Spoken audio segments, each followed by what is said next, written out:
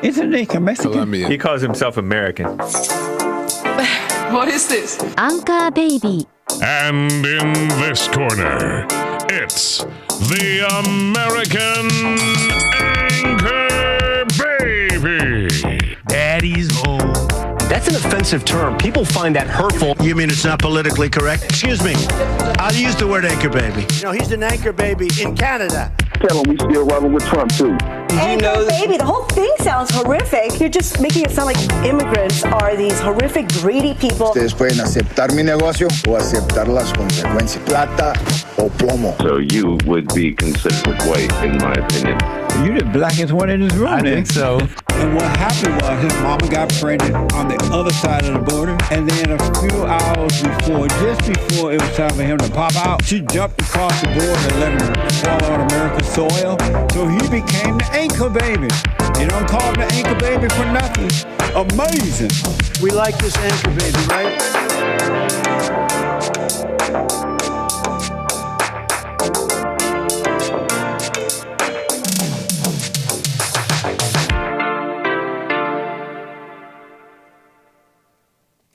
What is up, everybody? Thanks for joining me, and thanks for tuning into my show. I'm the American Anchor Baby. What's up, everybody? Right on. Welcome. Thanks for joining in. Let me know if there's any stream issues, but we're going to rock and roll because it looks like we're fine. And the chat's telling me we're okay at the moment. So, welcome, Monday. Let's get the week started. How's everybody doing? Thanks for joining me on Friday for that flight. We took a little flight. Had a little bit of a soul plane landing, but we are alive, right? We're alive and well, ready for American Anchor Baby here Monday. Okay. Nice. Okay. I want to get into some stuff, but let me just tell you guys to just please follow, subscribe here on YouTube. Drop me that subscribe, that follow over there on Rumble, rumble.com/American Anchor Baby. Well, the goose is loose this Monday. We're gonna have some fun, get into some topics here, but it'll be loosey. It'll be goosey. We're gonna get down though. I see all Nick's pores. Perfect. We're truly streaming at the highest quality then. Bill will be happy. Bill should be ecstatic. Okay. Great. You guys are the best. Thanks for letting me know in chat that you guys can see and hear me. Okay, have you guys been seeing and hearing about this alien business, this alien talk? Have you been seeing and hearing and freaking out and blah, blah, blah? Probably not. Let's be real. Probably not. I know I'm not. It feels like the world doesn't really care. There were some Congress hearings about aliens, okay? So I want to get into some of that because you may not know. You may not be aware of this, and I wasn't. And I love a good crime drama. I love a good espionage drama thriller. And the CIA gives us some of the best content out there. They have a well-documented history of planting fake UFO stories. There's one. There's a crazy moment that happened on a highway in Colorado. And some are very critical of this cop's actions in Colorado. I want to talk about that. A man was ran away, resisted, and in this chase was tased, and this taser led to his death. I want to get into some of that and some other stuff here. My notes are kind of messy for today, Monday, but like I said, the goose is loose. And it's so loosey that we're going to start off with a call. How about that? I got Brett out of Arizona. What's up? You're on the air. Hey, it's Reno, Nevada, but it's all good, man. Okay. How you doing, Nick? Brett, Nevada, thank you. I'm doing just fine. Thanks for your call. I said election stream, but it was the stream that you had going for the Trump CNN I guess if it's a town hall or what they have going on there. Okay. And I got to say, I love that format that you had where playing flight simulator and basically having it being watched as a passenger. It was really nice. Cool. Well, thank you, sir. And yes, that's what we do on Fridays. It's a little special format We fly a plane, and I do a show from the simulated plane. So thanks for tuning in. I did do a show where, what was it? I'm trying to remember. Basically, it was, like you said, it was like a CNN town hall. I must have just had it playing and commenting on it. Yeah. You definitely seem to be, leaning more towards the gaming side of things, which is a really interesting and neat thing for the entire group. For the network? For the entire network. It's funny, I haven't even done that much gaming on my channel. But, I try and spice it up and do different things. Well, it's interesting to see when you do it, or when you have Jesse play games or anything like that. I think it definitely introduces a newer generation of people into it, which is really good. Nice, thank you. People don't really have people fighting on their behalf. Totally, that's my mentality on JLP playing those games we did a while ago. It was break into that world. There's a big gaming world, and all these people. There's a lot of young minds tuning into a lot of this content. A little injection of a little bit of light might be special in that space. Oh, 100%. I was actually thinking that you guys, all of the experts, could do, a Jackbox game. I don't know if you know what Jackbox games are. Jackbox, you said? So you basically set them up on a console. And then, people join in on their phone. And then if you're streaming it, that people can participate and vote for certain answers and stuff. Oh, that sounds like a good idea. I've been wanting to get the experts involved. Back when, do you remember this game Among Us was getting pretty popular? I thought it'd be funny to do an experts with that. Yeah, something like anything like that where you get a good amount of participation. I like the Jackbox games because it's nice. Sort of like ad-lib type deals where it's like one of them is like you try to fake people out, or like they give you a key, like some sort of prompt, and you have to respond to it. Like, what would be an interesting name for a new candy bar that was made of, I don't know, apples or something. Nice, like man. that. I'll definitely check it out. Jackbox, it might be cool to get the experts in on some gaming content and get out there. How do you think, I'm assuming, I guess you're a bit of a gamer. Do you play games and stuff? Here and there. Do you have any suggestions for us on what's like what's a good way, I guess, this might be a dumb question, but a good way of putting the message in the gaming. Let's say we're streaming. I don't know if you caught Jesse doing that VR gaming when we did JLP Plays. Oh yeah, that was great because he gets to talk to people. He got to talk to people online, and that's easy to get the message out. Do you have any other suggestions?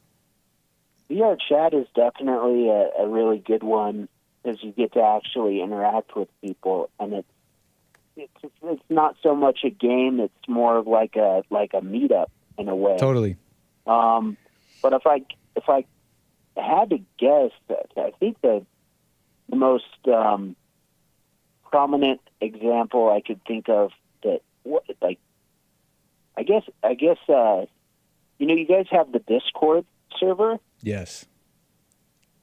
I would put it out there and ask the community, because I know a good amount of games, but VR chat seems probably like the most likely scenario. That's the one, man. Yeah, for sure. The message out there. Chad, I'm putting the Discord link in the chat. If you guys ever do want to join the JLP Discord, it's up, and people do join and chat about all sorts of things there. I haven't kept up with it myself, but I know we have some great mods over there. That's the Discord is in the link. It's in the chat. If you were to do one of the live streams that you do here and do it as a Discord stream, that might even play out in the same way as a game would. Streaming to Discord. Yeah, because then you could have huge participation if you did it that way. Great suggestions, man. Thanks, Brad. Appreciate that. All right. And say hi to the team for me. Love everything that you do. You're awesome. Talk to you soon, Nick. Thanks, Brett. Call me again. All right. Later. Some nice suggestions there. There's a lot. We got to We gotta get the game. Hey, gamers need saving too, right? If they want it, right? If they seek it, if they're seeking it as well, you don't have to be imposing. But some of these young guys, they need some convincing sometimes. It's funny. We have a young guy. You know, he's the son of a someone that comes to church. Young little man. He's very young. I don't want to dox him, but he's one of the churchgoer sons, and he comes to church with his dad. He comes to men's forum with his dad, but he's pretty much, he's into his own things, kind of aloof. He listens though. He listens to what's going on. He seems to be paying attention somewhat. But the other day, he comes up to me. He's like, Nick, no way, you guys got Sneeko. You guys got Sneeko on the Jesse Lee Peterson show. That's awesome. And so I'm looking at him like, see, your dad's not bringing you to just any old place, okay? The old JLP ain't just any old pasta. The kids need a little convincing sometimes. You know what I mean? But he's got a seeking dad, so he'll be fine. Aliens. Who can? Anybody here? Anybody in the chat? Shocked? Going nuts?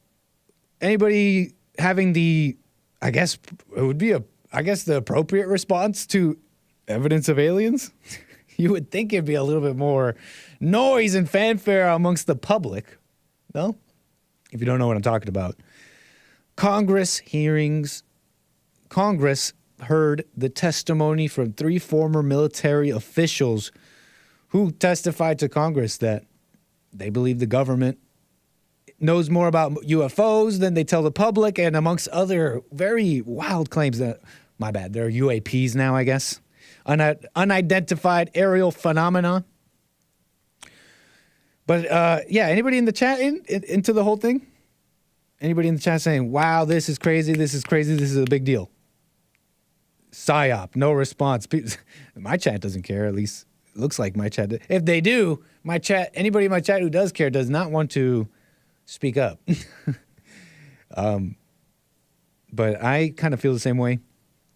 But again, if you don't know, lawmakers on the House Oversight Subcommittee held a hearing on UFOs, officially known as unidentified aerial phenomena, and heard mystifying testimony about unexplained object sightings. I'm reading from NBC News. And government possession of non-human biological matter. Whoa. I mean, it just sounds crazy, right? Lawmakers on the committee, baffled by some of the testimony, reportedly noted that UAP sightings are an issue of bipartisan concern and raise national security questions. Okay? And that's pretty much what's going on right there in Congress. You probably have seen this clip of Nancy Mace. Let me see if I can pull up the clip for you here and not bumble too much with the technology. Looking for the best Looking good, chat. You can hear, you can see. Videos. I think we could do it. Nancy Mace is speaking to David Grush, who's like the main guy here, a former U.S. intelligence official, one of these whistleblowers talking to Congress about the aliens. Here's that moment that's got Nancy. At least some people. Here's the bombastic claim here in video. And let us watch it. Pulling it up, and I'm switching the camera. You can see the news on your screen currently, and let us play that beautiful footage. Mace. You've stated that the government is in possession of potentially non-human spacecraft. Based on your experience and extensive conversations with experts, do you believe our government has made contact with intelligent extraterrestrials? Something I can't discuss in public setting. Convenient. Okay, I can't ask when you think this occurred. If you believe we have crashed craft, stated earlier, do we have the bodies of the pilots who piloted this craft? As I've stated publicly already in my News Nation interview, biologics came with some of these recoveries, yeah. Were they, I guess, human or non-human biologics? Non-human, and that was the assessment of people with direct knowledge on the program I talked to that are currently still on the program. In efforts to cover retired Air Force Major. What? Aliens are real. And it's funny, honestly, I'm seeing all your responses and being sarcastic. But it seems like that's how the world is responding Yawn. Yawn. Which I think is more emblematic of how little the public trusts the government and news and all that. So thank you, Trump. I don't know if you guys remember. Fake news. Fake news. Trump kind of started that. He kind of kicked that off. I mean, it felt like maybe people always kind of felt like this.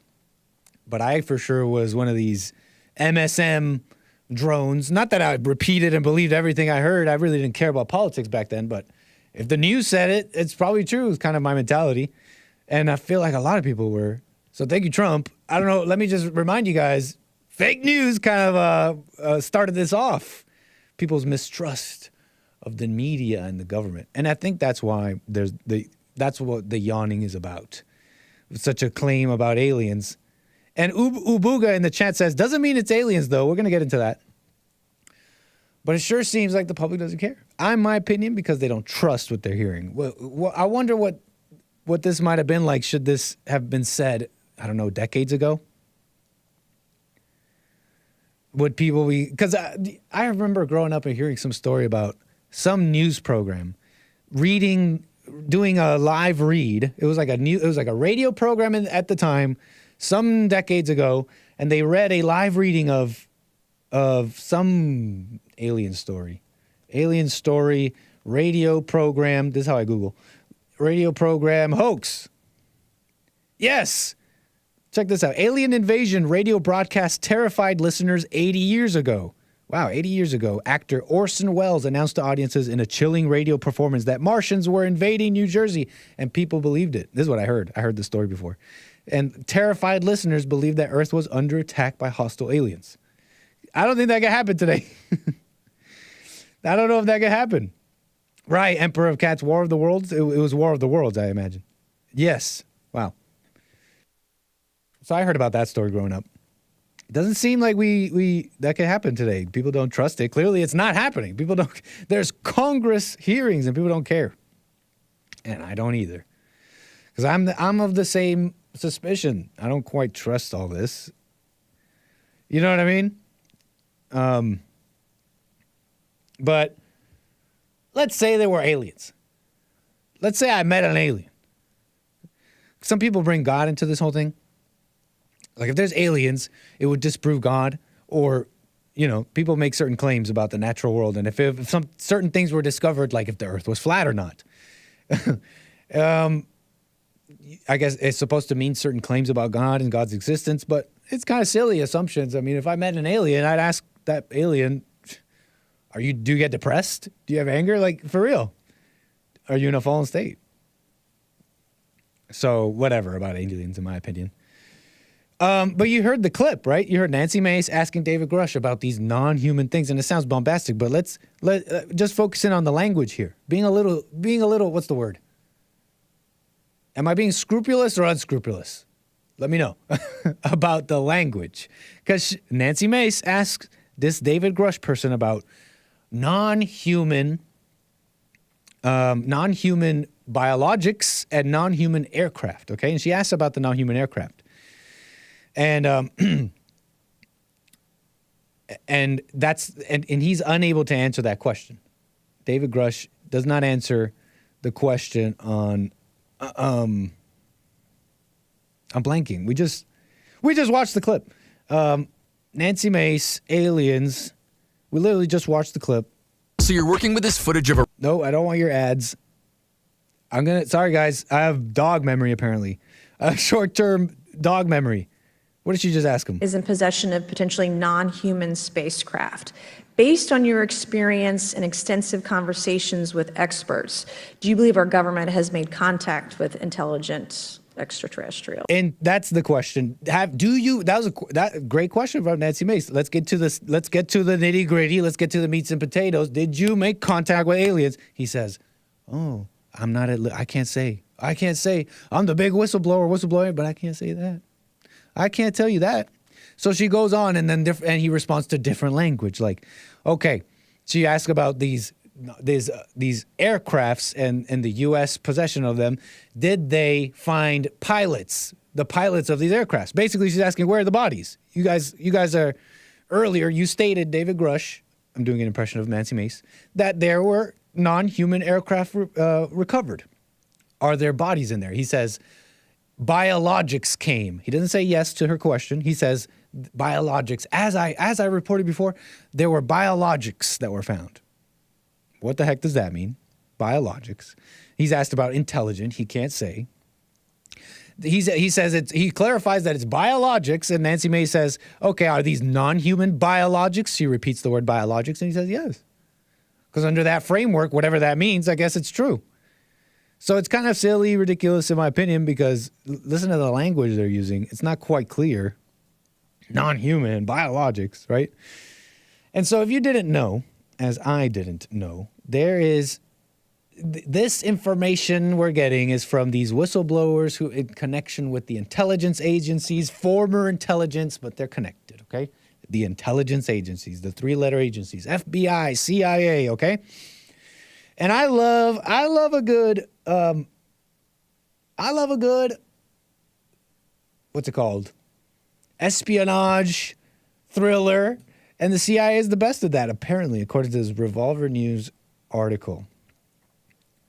That the CIA has a well-documented history of planting fake UFO stories. And now, Revolver, Darren Beattie and Revolver, they do great work. So, we have the bombastic claims. And let me just read some of this article here. Because we got these whistleblowers claiming the government is hiding biologics, non-human biologics, right? And and here it is. So, UFOs. It turns out that the CIA likes to use UFOs to distract the public. According to Darren Beattie's tweet, the CIA used this very tactic in Guatemala. Let me pull that up here. Darren Beattie's tweet. He says, well, would you look at that? When the CIA wanted to distract from its machinations in Guatemala, they floated the idea of planting flying saucer stories in the media. And this is, he posts a picture of a telegram sent by the CIA, okay? And I've talked about Guatemala and the CIA before. You know, there was a big coup. There's a big coup in Guatemala by the CIA. This is like a Wikipedia article. It's so well known. The Guatemalan coup. So in 1954, while the CIA was engineering the banana coup, Guatemala's government announced it had learned of the plot. Coup headquarters in Florida sent a telegram to CIA station in Guatemala with advice on suppressing the info. One strategy was to seed flying saucer stories in the press. Let me just let's see if I can show you guys what I'm looking at here. So you see the telegram that I'm looking at, okay? See what I'm reading something here. And following is guidance for immediate use, amplifying referenced in connection with this situation. And let me see. Here in the yellow, I'm going to have to pull this over here so I can see it. Let me make a copy of it so you guys can also see what I'm looking at. Okay. And in yellow is highlighted, if possible, fabricate big human interest story. Here it is in yellow. Like flying saucers, birth sextuplets in remote area to take play away. Wow, but is anyone surprised? Well, any of us who know a little bit about these intelligence agencies may not be surprised. But that's incredible. I mean, there's a little history there from Darren Beattie. Revolver News is Darren Beattie.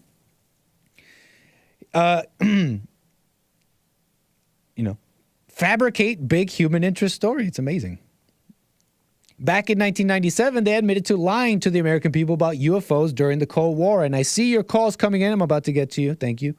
This is from the New York Times. In the darkest days of the Cold War, the military lied to the American public about the true nature of many unidentified flying objects in an effort to hide its growing fleets of spy planes, a Central Intelligence Agency study says. This is from the New York Times. The deceptions were made in the 1950s and the 60s amid a wave of UFO sightings that alarmed the public. Wow. And the CIA study says the Air Force knew that most reports by citizens and aviation experts were based on fleeting glimpses of the U-2 and SR-71 spy planes, which fly extremely high. Those planes were developed in the 50s and 60s to photograph enemy targets from secret bases, mainly in California and Nevada. Hey, a lot of those UFO sightings come from those areas. The aircraft repeatedly flew across the country and eventually overseas, blah, blah, blah. So, yeah, it really is. It's not the first time, okay? And then fast forward to today. Let me read the last part of this Revolver News article. Fast forward to today, if the CIA is back to their old mind tricks, then Thursday's congressional UFO circus would suddenly make perfect sense.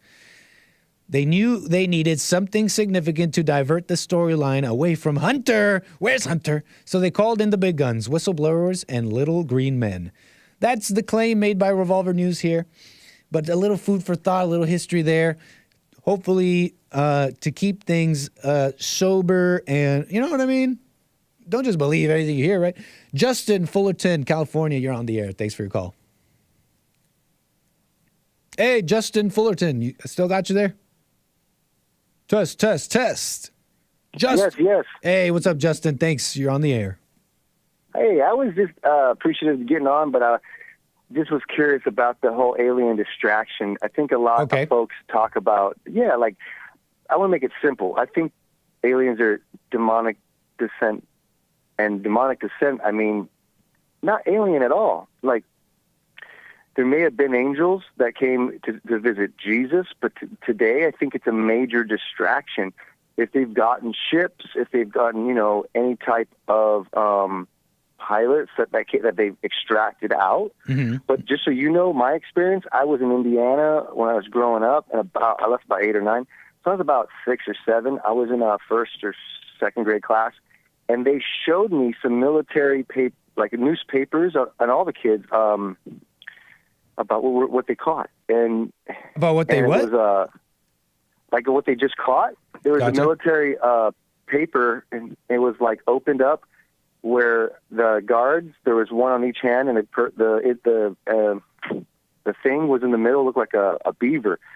So if anything, that stuck with me as a kid. When I came to California, I didn't think about, I'm going to go to Nevada, I'm going to go check out Area 51. No, I don't care about that. But I know that the distractions these days are even more. So it's like meaning they're releasing information that's already obvious. And there's a lot of distractions in general, but the demonic descent is clearly intelligent life, and it cannot just originate from the demonic ascent. What did you just say there? Where demons kind of fall to earth, where Satan here is the prince of the air, as the Bible says. Not me, I'm not saying it, but that's what I read, at least that's my understanding. And so if that's where we are as humans as well, and humans were punished, because of Adam and Eve, and Gotcha. There is a belief that a serpent even spoke to Adam and Eve. So if there's a belief that there's these things that can manifest, great. I think the gamers out there already understand about, I think it's called Archdemon or something, but they put these kind of demonic and even alien type-esque things that are out there in the cybersphere, and I don't even game. I'm not even a gamer, but I can see that the art's there, the culture's there, and it's kind of seeping within the mind that it's something new, where it's not. The Bible's already spoken about it. And what do you mean? Been many times, The Bible already spoke about aliens, you said? Demons, or like, gotcha. The spirits. Yeah, Jesus would free, like for instance, in Mark, somewhere in the book of Mark, it specifically talks about how there is a moment where a person is slashing himself, cutting himself, and he's chained. And then all of a sudden, Jesus arrives, and the people that have asked him to arrive deliver him from the demonic spirit, and it goes to the like a wild pig. Oh yeah. It was like a bunch of animals that just, and then they ran off a cliff and killed themselves. And they ran off the cliff and killed himself. And the spirit of suicide, the spirit of demonic, this and that and the other, it's all permeating through our culture. And so being fearful is just what the devil wants. We should fear God. We should fear the living God that can take us to the eternal fire, but live in a state of grace and gratitude where we're not like hellbound or fearful that we're going to go to hell if we deviate one way or the other. But the world we live in is just, it's full of like hypocrisies, So I'd stick sound with the idea that since probably Kennedy released information, since all the people that studied the UFO stuff till today have released information, or just pilots that see stuff and they just release it on a cell phone. There's evidence clearly that there's something intelligent, but it's not intelligence we should think about. The Garden of Eden had the truth being told. If the serpent told, if Adam was told some information, great, but he wasn't asked it. It was Eve he went through. And if Eve was being told some kind of secret of knowledge that only God knew of good and evil, I mean, there's that occurred with our beginning of sin and our pride, but it permeates through this type of fear and this type of, or a type of like jealousy and lack. I should deserve some knowledge that is so fantastical that it's beyond anything other than demons are arriving, they're coming, they're here. I gotcha.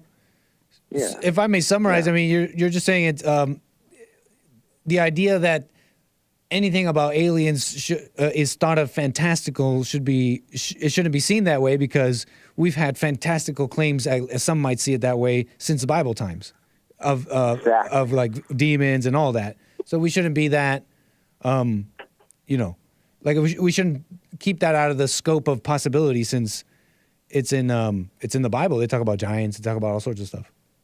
Is that what you're saying? Is that a fair summary of what you're saying? Yeah, thousands of years ago, without a cell phone, gotcha. Without videotape, people already aware. When you came to California, you said you went to go see Area 51 and all that?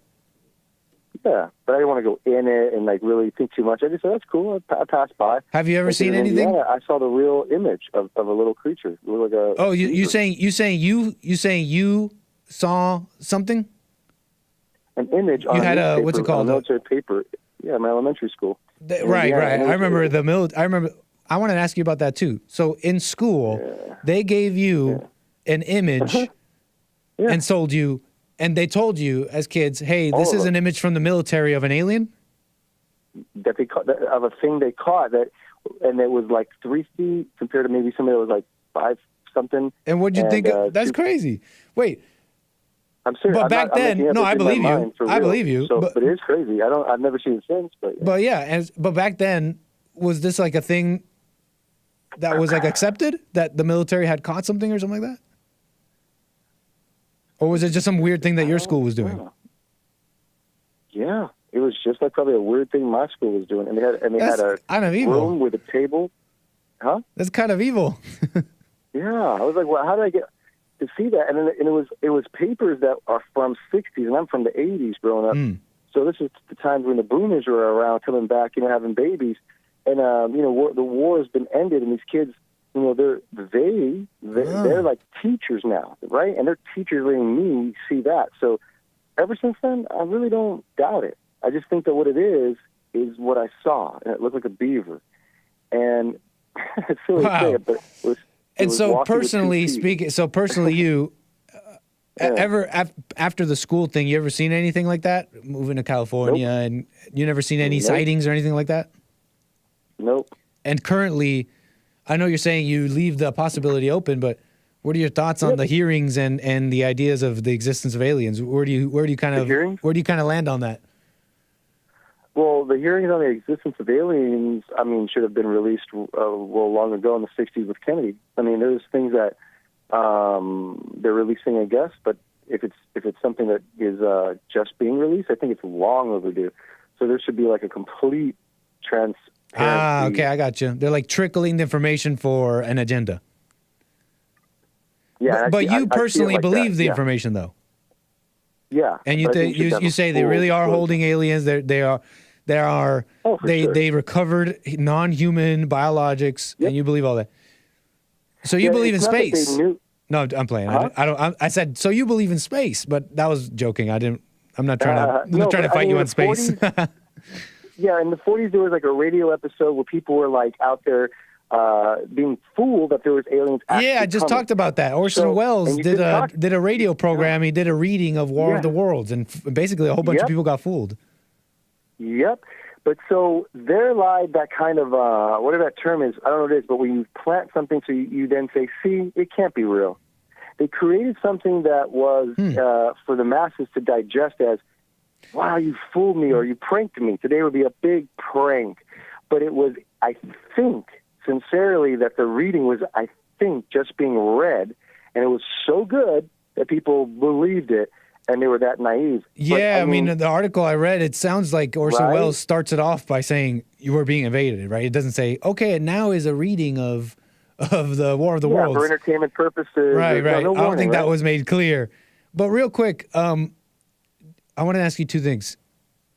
Do you have any concern that this information comes from the intelligence agencies and all that, and that they have a history of lying about this kind of stuff to fool the public? Comes from dead people's lips, from the CIA that took them out, probably, yeah.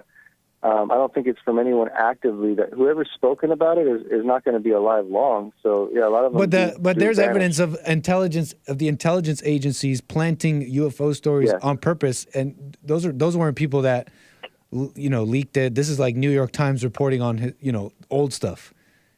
Yes, and that they planted UFO stories to distract the public. Does that concern you at all? The UFO stories, yes, to distract the public because of the same method that was used last time. Like, oh, it's just a joke. I gotcha. They're doing a psyop. There's the word. I think it's more like a psyop. They do something so that you can discredit it later. Interesting. Do you know anything about? Well, I guess I don't need to. I'm just saying that I personally, I'm very suspicious because of that, because it's the intelligence agencies and I don't trust the government.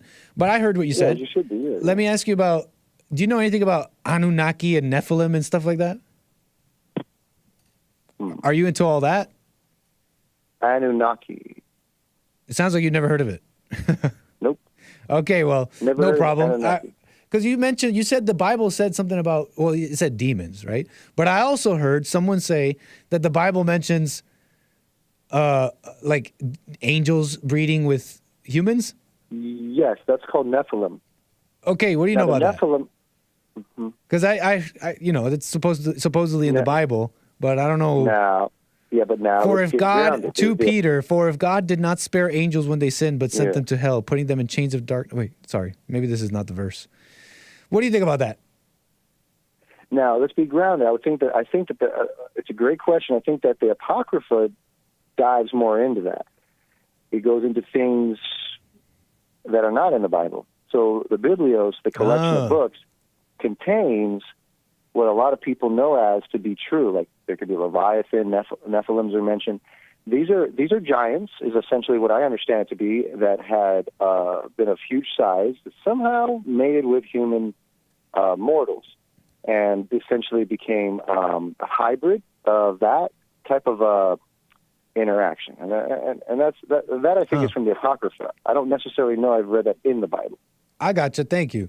I find it interesting that when I've heard this talk about Anunnaki and fallen angels and breeding with people and Nephilim and stuff like that, I've heard this talk before, and I find it a little interesting. I've noticed that depending on what you believe, like for example, the flat earthers believe that the Nephilim or whatever live in the hollow earth because there is no space and stuff like that. And then the people who believe in space say, well, the Nephilim were actually aliens or something. So I find that a little interesting. You know what I mean? They come up with their own conclusions. Yeah, they have to, because these days, I mean, a lot of stuff is not like of historical, journals that people have researched. But there is someone like Billy Carson, I think, that does a lot of trips to Egypt and tries to get people interested in Egypt. Okay. Well, yeah, but not like there's. Well, thanks, man. Or yeah. Sorry, go on. Like go ahead with your statement. Yeah, like there's different folks out there that have done more research than me. And I was like thinking someone named Billy Carson. Okay, this is a good question for you, Justin. And when talking about these things, are you absolutely positive of this? Or is this just like a fun thing that you're thinking about? Oh yeah, I'm certain about it. Yeah, there's nothing that's. How can you be so certain that that's what that it means everything you said, the demons and the Nephilim and the aliens? Yeah. How can you be certain of that? It's not that people documented it, and now I'm certain. It's that in my own experience that I've seen and encountered things that make me definitely believe that of another kind of a being exists, and they don't exist out there; they exist here, but they're not from here. So it's not like our governments are unaware, and it's my belief that if I am certain about it, it's not my government has to reveal it, and then I therefore stamp it because I know they can fool me. So I think it's more of a distraction. So your certainty comes from hearing people talk about it, and also some of your own research. Yeah, I would say so. Yeah, for instance, I mean, I don't blame you. That's how I think all people operate. They have a belief in things, and I don't blame you for that. But why not, as a suggestion, why not leave it as an I don't know, and have fun talking about it? I don't mind talking about it. No, because the Bible doesn't show I don't know that something may have happened, may have not. With visitation of Mary, didn't have a question if there was an angel. But today there's this fascination with saying aliens. So. Wait, okay, but even that's exactly what I'm talking about here. Don't you see that it's like an interpretation to say the Bible definitively says Mary, God came to Mary or an angel came to Mary, but then you made the jump to say it's aliens. It's not of here. It's not from here. Right. Fair enough. And then you can say, well, that counts as alien, right? Because it's not from here. It's alien. Yeah, but are we talking about aliens that are But you're kind of making it sound like you know that it is this or that. No, you don't really know what angel even meant. I know that the demons rule the world. I know the Bible. And so what it indicates is that as the princes of the world, the prince of the world is Lucifer, who fell. He is called Satan, and he gives people, these minions, to follow as humans war against each other. It happened with Noah when there was that big flood. It had to end. And there was people that were of different tribes that were warring with each other, and they were evil. And so as evil is increasing today, it's just an evidence more than the news saying they're releasing information on aliens, that the demons, or whatever you call it, like the evil entities, the spirit that enter people that they call, is abounding. It's increasing. Right on. The end times are here. That's why people are seeing more of this. We're not supposed to be unaware if we're Christians. We're supposed to know that the end times are coming, but I don't mind talking about this stuff, but I do like to be a bit of a stickler on certain logical conclusions. That's kind of like what I like to do. So when you make a statement like, obviously the Bible said Mary was visited, it's got, and then you interpret it beyond that. In my opinion, that's something that interests my show, and what I'm into is people making those jumps. Why not leave it as, okay, that's what the Bible said, and let me just leave it at that until I know for sure. Yeah, because it never happened to me personally, but I don't dispel it. If I right, I'm not asking you to dispel it, not at all. Yeah. Interesting stuff, Justin. I appreciate this, man. Is there anything else you'd like to talk about before I let you go? Trump 2024. Let's go. Back to the and we still rolling with Trump. Tom McDonald, everybody should check out. Later. Oh, he's that Canadian. Yeah, he's a dual citizenship. We're patient with him. He might come over. He's an expatriate from Canada. Tom McDonald, he's like that rapper guy, no? Yeah, we were. He lives in South Central LA right now. He's dope. We're trying to. we tried to. I think Fallen State was in talks with those people over there. But man, Justin, thanks for your call. Call me again, man. Moving the wheels. Okay. I see your calls. I'm about to get to you right here shortly. Interesting chats, interesting comments here in the chat. Breathable Air Technology says, how's your little abduction going? And I believe Flurf sucks. I mean, Flurf bleep. Flurf, I guess that's Flat Earth sucks in the chat.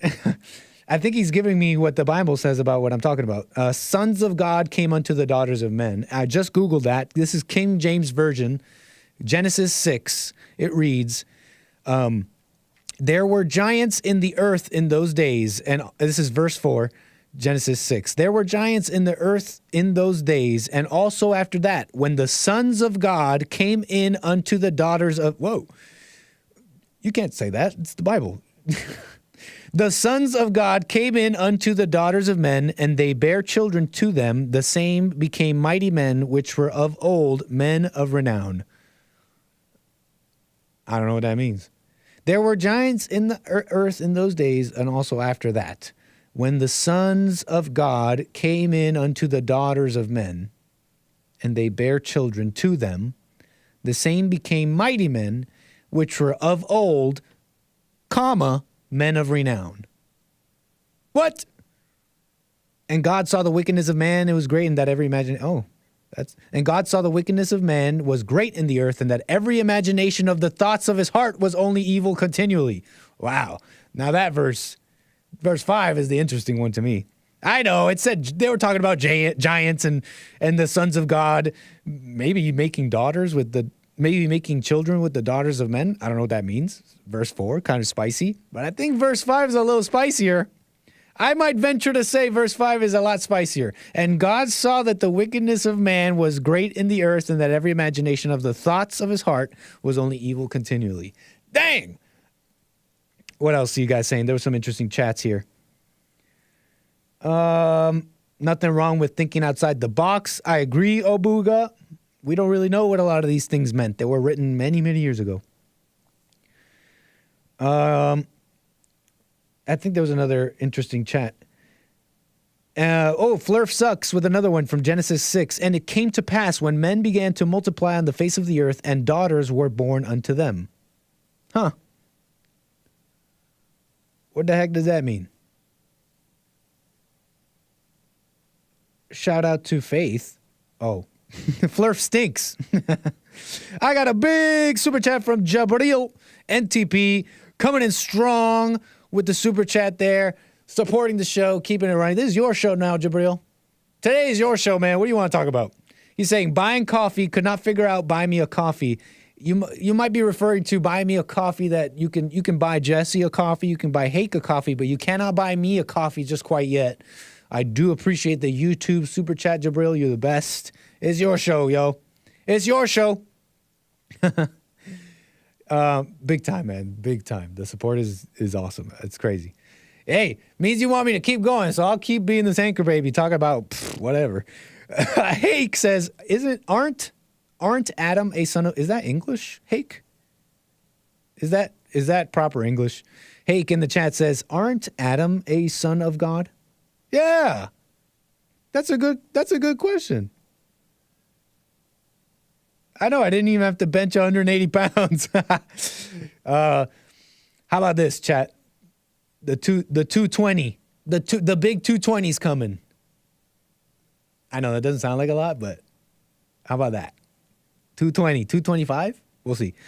Aren't Adam a son of God? Asks Hake. Hey, fine question. Lord Bibby says you gotta make Nick work for that kind of money. Yeah, he might be right. You got to make me work a little. Lin Yan Chin with the super chat coming in strong after Jabril. Whoa, we got Lin Yan Chin. Thank you, sir. Says the nature of the Bible is that it's mostly allegory, or is it allegory? I can't English. The nature of the Bible is that it's mostly allegory, and that's a part of why its use of language is not only poetic but concise in articulation, as their lexicon was not inflated as modern language. Thank you for that, Lin Yan Chin. Little food for thought. Okay, Nick, talk about demonic influence in the music industry. Do you have any questions, Chris, the Mex vet? I may be able to comment on something you want me to talk about. 888-775-3773. Speaking of calls, I have Brian, North Carolina. Thank you, sir. You're on the air. What's going on, Nick? You having a good day? Oh, yeah. Having fun. Monday. Let's rock. Right on, man.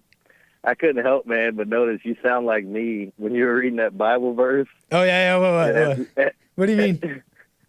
After you finish the verse, you go, I don't know what that means. I like to almost remind myself, before I make the leap and go with whatever thought is telling me what it might mean. You know what I mean? Man, words are tricky, aren't they? Yeah, and honestly, I've read stuff out of the Bible that's just clear as day, evident right then in the moment. So personally speaking, if it's not like that, I kind of let it go. Yeah, I feel you, man. I totally understand that. But I wanted to comment on something your last caller was saying. He was talking about something that started with an N. The Something. Nephilim. Nephilim. Yeah. Yeah. To my simple mind, that just sounded like him describing interracial sex out of wedlock, or even just like interracial people getting together. Maybe that's what the Bible was referring to. Yeah, that's a hybrid. I'm a hybrid. Halfas. I know I'm a halfa. Half of something. That's just what it sounded like to me. That's funny. You heard it here first, folks. Nephilim actually just means your average race mixing.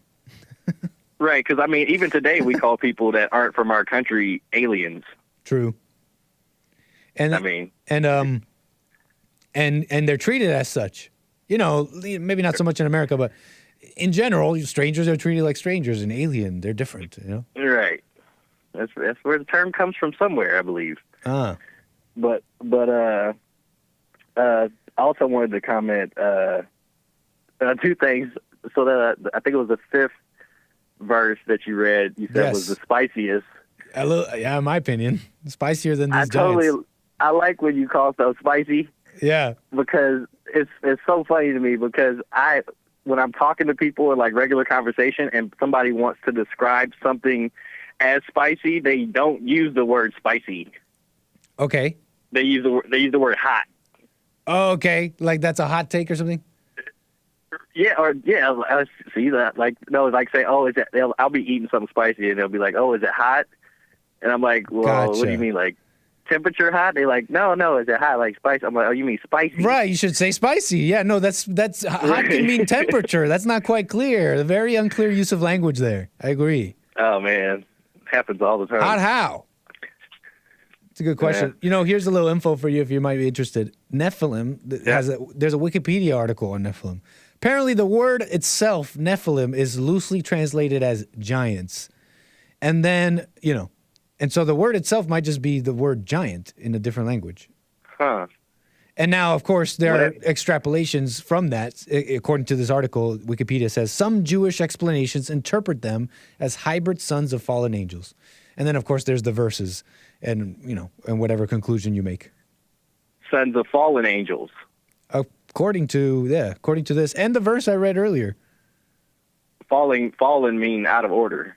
Fallen angels. It says here in the Wikipedia article, sons of fallen angels, and then in brackets it says demigods. I don't even know what that means. Right? Yeah. What the heck is a demigod? Like, I mean, I know about like Hercules. You know what I mean? Well, Hercules is made up, man. I know, but he's supposed to be a demigod. He's a hero. Okay, that's like useless information to me. I don't know what to do with that. Well, there's their information, sir. I hope you like it. Right, in one and out the other one. Right. I only have one other question, man. I could probably talk to you for a hot minute, but all right, hit me with one more. What I called for. Well, the reason I called is because I think I'm like the only one on the American Anchor Baby Discord channel. Yeah, I think you're right. I think I seen you there, and then you made one comment, and I think you may be the only one, and I plugged that thing maybe once, and I haven't plugged it. Yeah, only once I've heard you plug it. I plugged it once, and the problem is, see, the thing about me is, and it's probably a flaw, a character flaw, but I need to, actually it definitely is, because it's analysis paralysis, and I want the Discord, I shouldn't have even plugged it if I wasn't ready the way in my head I think I should be ready, and I want it to look a certain way. I want it to have the channel set up the way I want it set up, and so I haven't plugged it since. I understand. Okay. Instead, if I had more of an open attitude, maybe if I just plugged it, it would grow, and then I have mods, and then people would create the community themselves. Well, you never know. Well, but what's my link? Let me see if I can look it up while you're saying what you want to say here. Well, you mentioned there's a motorcycle going by. It's funny. I'm glad you mentioned it. I didn't even think about that, but now that you mentioned it, you only plugged it once. Yes. And I didn't even consider it. I just remember you plugging it, but that makes sense. That makes sense now. Yeah, I wrote in the chat. I said, "Is there anyone downrange?" I seen that, and that's currently to this day the only message in the whole channel. And nobody has responded to you. I know. I should just start firing. No, but I'm gonna put it. I'm gonna find my link and put it in the chat. Right on, brother. Let's get it started, man. Yeah, let's just go without all this analysis paralysis. Right on. But somebody else called in and they mentioned you possibly doing something on Discord, like a live stream. They suggested doing some streaming on Discord. You can stream on Discord. They said gaming content would be good, but just in general, I'm kind of thinking about it. It might be a good idea to do some stuff there for Jesse, well, I concur etc. with him. Thank you. Yeah, I think so. I think it's a good idea. It's a nice big platform with a different, what's it called? Demographic. Yeah, I have a buddy that live streams his video gaming on Discord, and I don't really play video games that much, but I like watching other people play. Probably because they're like way better than me. I suck at video games. Oh man, don't get me started, dude. I'm like, sometimes I want a game, but I'm like, these Timmies destroy me in a second. Oh man, I have a little brother, and it's embarrassing. Like I lose okay leverage. I can't play him in video games. Nice. That's okay, right? I guess that's not too bad. But yeah, I enjoy watching him play, man, and it's got a voice chat and everything, Nice. and it's really cool. I enjoy watching him. Well, thanks for the suggestion, Brian. We got to get to Right work. on, man. Well, take care, man. Thanks for taking my call, and I wish you well. Thank you, sir. Call me again. Moving the wheels. Right on. Great suggestions there. You know what? This is there's no way I can find my Discord link right now, but I'll make a community post about it. Okay? Brian's right. He didn't say anything. No, that was a question. He didn't say anything that I should do, but my conclusion from the conversation is correct. No need to be like planning and all that. Okay? Just open it up. Let the community grow. I got another super chat from Lin Yen Chin. Thank you so much. I guess a continuation from the last super chat, so let me read them both. The nature of the Bible is that it's mostly allegory, and that's part of why its use of language is not only poetic but concise in articulation, as their lexicon was not inflated as modern language. He goes on with another super chat, says, this means interpretation, extrapolation is mandatory in every act of reading it. That's how the next depth of intent, purpose. Thank you for your super chats, Lin Yen Chin. Appreciate that. And of course, Sion, thank you. Sion with the support there, sending a little gaming controller. Maybe giving us a little suggestion on bringing back JLP Gaming. She sends a little emoji of a gaming controller, but he has a broken arm and he's a little sad. Maybe because we haven't had JLP Plays. Thank you for the support. You guys rock. Nick and Joel are Nephilim. This is true. We're half-us. So we're corrupt. But if you believe the Spanish, now if you believe the Spaniards and their racial what? Theology? Their racial whatever. Conclusions. Hey, what's up, Steve Strzok? I see you in the chat. That's Distraction on YouTube. I seen your shorts, man. They're great. Where was I? If Joel and I are Nephilim, we're half-us. But if you believe the Spaniards on race, then you can actually come back from corruption. You just gotta marry and make babies with someone less mixed than you. And then so on and so forth until you come back to normalcy.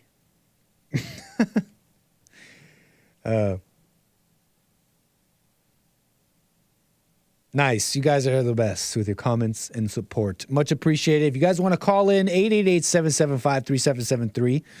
Let me see if I can pivot here. What should we do next? Let's Let me do this little thing on alarm clocks. I won't spend too much time here, and then we'll do something spicy, the highway taser thing that happened in Colorado. It's about police and police brutality. I want you guys to take, was this officer wrong in what they did? And I have a little commentary on what it's going to take to have an honest conversation about this stuff. But real quick, I came across this little video about alarm clocks and about how people used to wake up. And right away, my conspiratorial mind was set off because of a certain comment it made in this YouTube short about waking up and how people used to wake up before alarm clocks. And if you don't remember, I did a little thing on this very briefly because I was struck by how Jesse doesn't use alarm clocks to wake up. He just knows that he has to get up at a certain time, and he does. He just does. And it reminded me about my mother and how she does the same thing. She wakes up, she could be low on sleep, rough night, but she just tells herself, I got to get up at this certain time, and she gets up without fail at that certain time, and she knows she's going to get up. And so hearing my mom, hearing Jesse, made me look into it a little bit about waking up before alarm clocks, okay? And I did a little segment on this before, and how basically we've been given everything we need. And I even tried that a little bit. I heard Hake is trying that a little bit too with some success.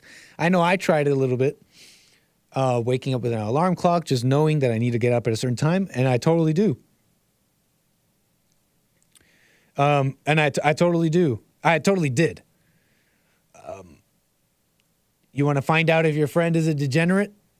Look at his alarm, look at his clock app and scroll down. Do you see a bunch of alarms? Just a whole bunch of alarms?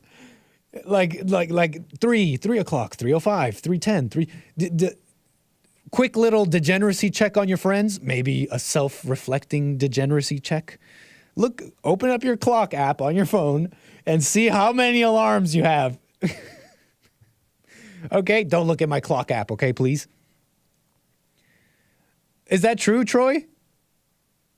Troy in the chat says, I just say the time 3 times and I wake up. Are you being serious? And in a previous chat, he says, I don't use alarm clocks. I just open my eyes a minute before I need to. And that's an interesting comment because I notice even with alarm clocks, I wake up like right before it. Like, do I really need an alarm? And I did test this and I know that it works. I did test this.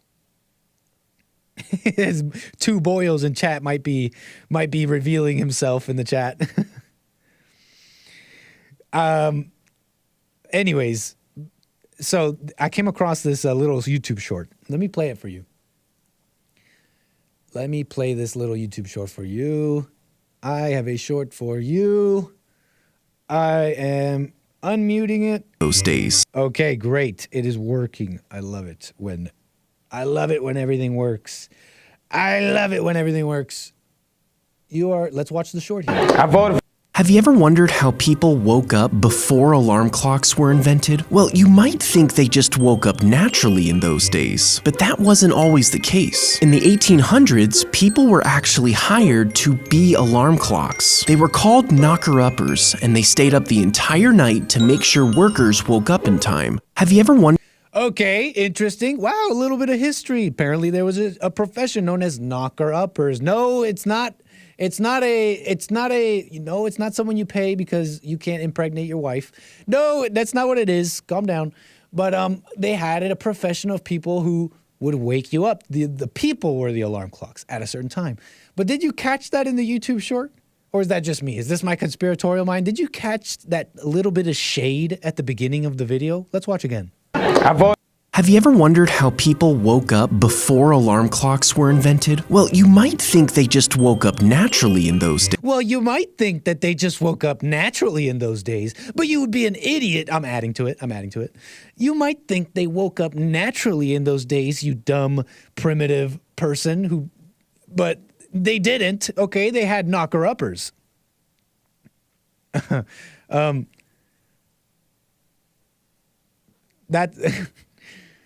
I felt like a little shade. It felt like a little shade because they're saying you might think But this person in this video only goes far back as the 1800s to talk about these knocker-uppers, okay?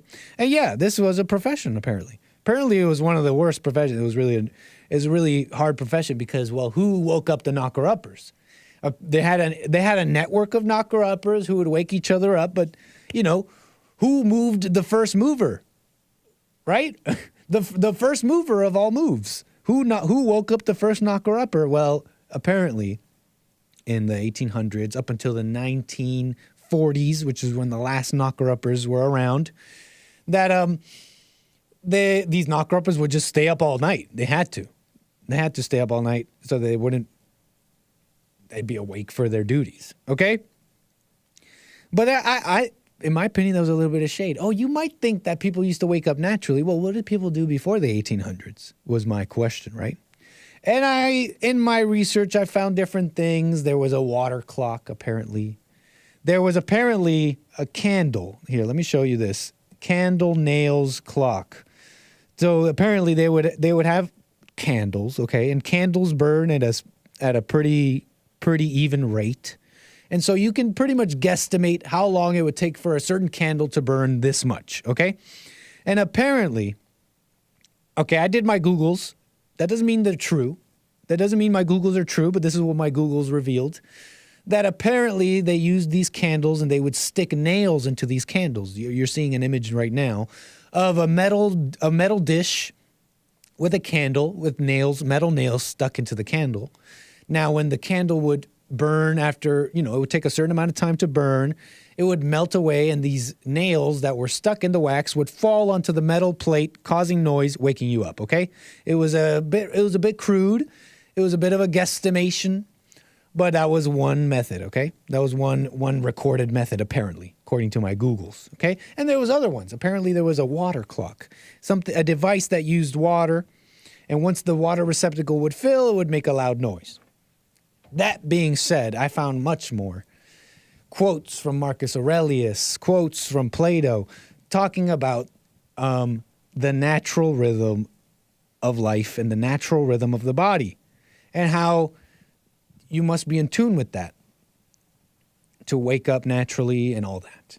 And I found that fascinating for a couple of reasons, because it adds more to my theory that, we have everything we need inside. God gave us everything we need, and that historically, before the alarm clock, people woke up naturally. But it also these quotes also alluded to difficulty in waking up naturally even in those times. Which means what? That means that people have been struggling with being close to God, being close to the natural way of living, being close to the right way of living or whatever, for time immemorial. People have been struggling with that just like now. Now, you could say we've been corrupted even more now that we have technology and alarm clocks. When have you ever heard of anyone waking up naturally? I did until my mother, so I guess I'm a little bit of an exception, but my mother's an older lady. She's from a different generation. She's not really like a lot of yo moms. She's kind of an older lady, but from a simpler time. She came from a simpler place and all that. And it made me realize something, that the change or struggle with waking up over time, in my opinion, points to a deeper relationship between what God naturally gave us and our bad relationship with it. And it sounds like, when I say that sounds like we have to do a lot of work. We need to work hard and pray to be holy to get that superpower back. You know what I mean? That we need oh man, it's going to take a lot. It's going to take a lot to pray, and we're going to have to be monks to get that back. But I realize my mom does that. And that lady, she's not I'm not saying, no, she's a super decent lady. Don't get any ideas, chat. She's a nice lady. But that lady ain't holy. But you know what she doesn't do? She doesn't question or struggle with waking up. She knows that she will wake up at a certain time because it's in her. She simply doesn't doubt it. And it's kind of deep if you think about it. She doesn't even have that question in her mind. Probably because she never had to. She grew up in Colombia, different time, simpler time. And so she's never had to question that. But because she simply doesn't doubt it, she has that in her. And I think it points to something that we all have. We don't need to get all holy and all that to get that back. We just have to not doubt it. You feel me? So alarm clocks are satanic. No, I'm joking. I'm joking. That's not the conclusion of today's episode. But what do you guys think of my little thing? Kind of some things I've been thinking about. What else? What else about alarm clocks? I had some quotes, some info about historical ways of waking up, but you know, whatever. You guys get my point, right? That's really what I wanted to say here. What else? Sleep-deprived America. I also came across an article on Daily Mail this morning putting together this alarm clock segment, and I just happened to come across a Sleep-deprived America Daily Mail article. I mean, we already know this. I happened upon it this morning, but come on, we know this. It's like, seems like everyone's sleep-deprived. And yet we have the alarm clocks, we have the sleeping pills, we have everything. But it's getting worse. Anyways, what do you guys think?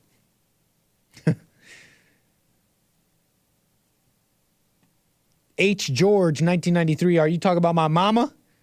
You're saying in the chat, she probably goes to bed a similar time every day too. You know what?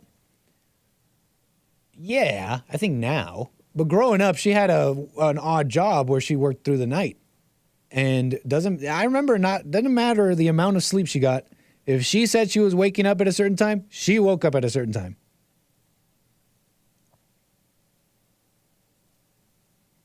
So Nick Stream always late, we blame on the devil's alarm clocks. Yeah, I like that, Carver. I like it. That's someone else's fault. That's not my fault. That's someone else's fault. Thanks, Carver, for giving me an excuse. Probably not what you meant to do. Let's move on here. I have a thing here. Let's do this. Police brutality. Bit of a topic. You heard the JLP show, guest hosted by the experts. That 2014 mob black violence in Louisville, Kentucky. And so that was a bit of a topic. It got some calls going. There's a bit of a more recent incident with an individual, not a mob, and not a black. It's a white man, it looks like it. Brent Thompson, 28 years old, fatally run over on Colorado Highway seconds after being tased by a chasing deputy. So this has gotten some of the conversation going. This has gotten the... Yeah, Steve Strzok. Sorry, I have to comment on this. Steve Strzok is saying it's all circadian rhythm. People are too stressed out to allow their bodies to heal when sleeping. So true. Yeah, you have a natural rhythm. Steve Strzok of distraction. Where was I? Colorado officials have released a horrific police body camera footage showing the moment a runaway suspect was tasered on a busy freeway, then fatally run over. Brent Allen Thompson, 28, of Loveland, was stopped by sheriffs on February 18th. He gave them a fake name. When they ran the name through their system and realized he was lying, they confronted him. Thompson, who was later found to have drugs in his car, took off running across the I-25 with two officers in pursuit. Thompson jumped the barrier on the side of the road and ran across the grass that separated the two lanes. He jumped the second barrier to return to the road, and Deputy Lorenzo Lujan tasered him. Too late, Lujan realized that Thompson was lying on the road. Seconds later, as a horrified Lujan yells, "Ish, ish, ish." I'm censoring it. Thompson is run over by a pickup. Yeah, it's pretty gnarly footage. I'm going to show you a censored version of it, but let me tell you right now, even censored, it's a bit of a news report, so we'll get some info, so it won't be all gore. But it is censored. Let me tell you right now, though, you might want to turn away. And so let's watch this. I want to make a comment on it. What do you guys think? I try not to show stuff like this, but it's kind of pertinent to the story because I want your take. Was the officer wrong here? What's going on here? And what are you guys' thoughts? Like, is it Blue Lives Matter? Circle the wagons or what? Brent Thompson Highway. I had the video right here. Let me make sure this is the correct clip that's censored because it is a horrific, it's a horrific moment where he gets run over. Yes, this is the censored version. Great. Let us watch this body cam footage, and I'm gonna play it from when the arrest happens because I want you guys to see Brent a little bit. He looks maybe a little scared, maybe a little tweaked out, and maybe we can get some insight into the situation here. It's about a minute long. Let us watch this footage. Let me switch the camera here and let us watch this footage. What do you guys think of this situation here?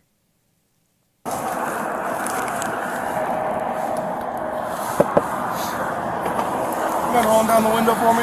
Yeah, sorry, it's just a cat, and then I was vaping my nicotine. Gotcha. Can you step out for me? Yeah, what's the problem? Yeah, please stay. Can I roll up the window? That's fine, yeah.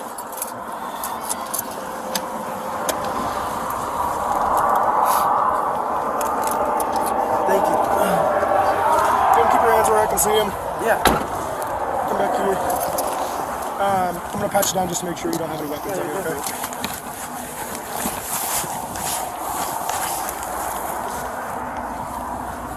You can relax. Go ahead and put that stuff on the so, did you give me the right name? Yeah. What's your name? Jacob Todd Jones. Okay. Why don't you give me the right name? It is the right name. No, it's not. Yes, it is. Brent, I know. So, right now you're under arrest. Can I say something? Stop here, you tase! Stop!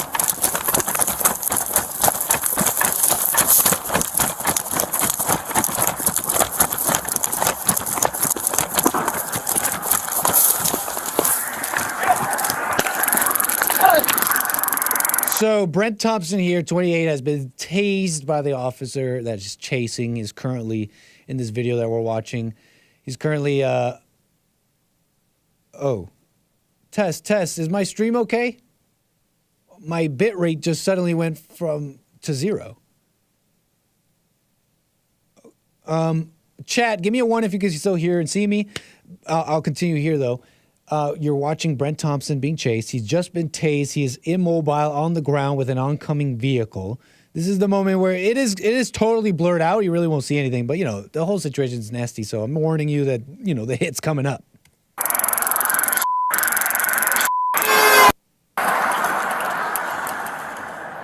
If you missed it, the officer was he was cussing, saying, ish, you know, because he sees the car coming up.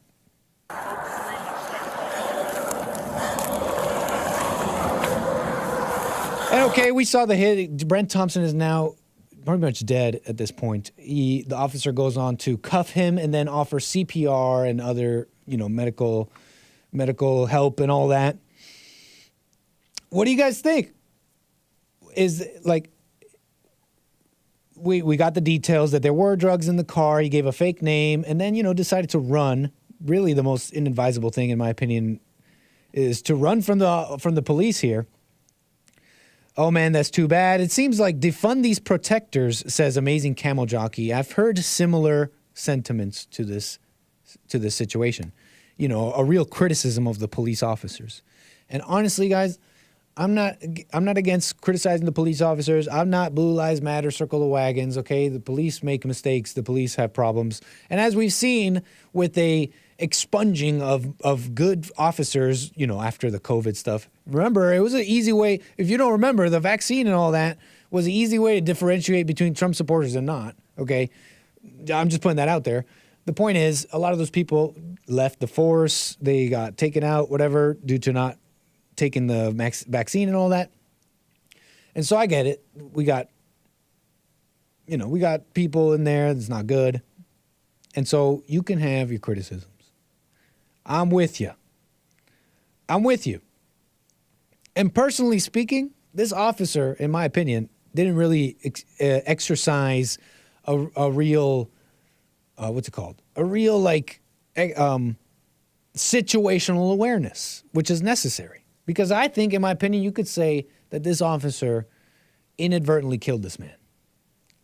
I think it was, obviously he didn't mean to, but I think it's fair to describe it. I think that might be a fair description here, that this man inadvertently killed this Brent Thompson due to his lack of situational awareness.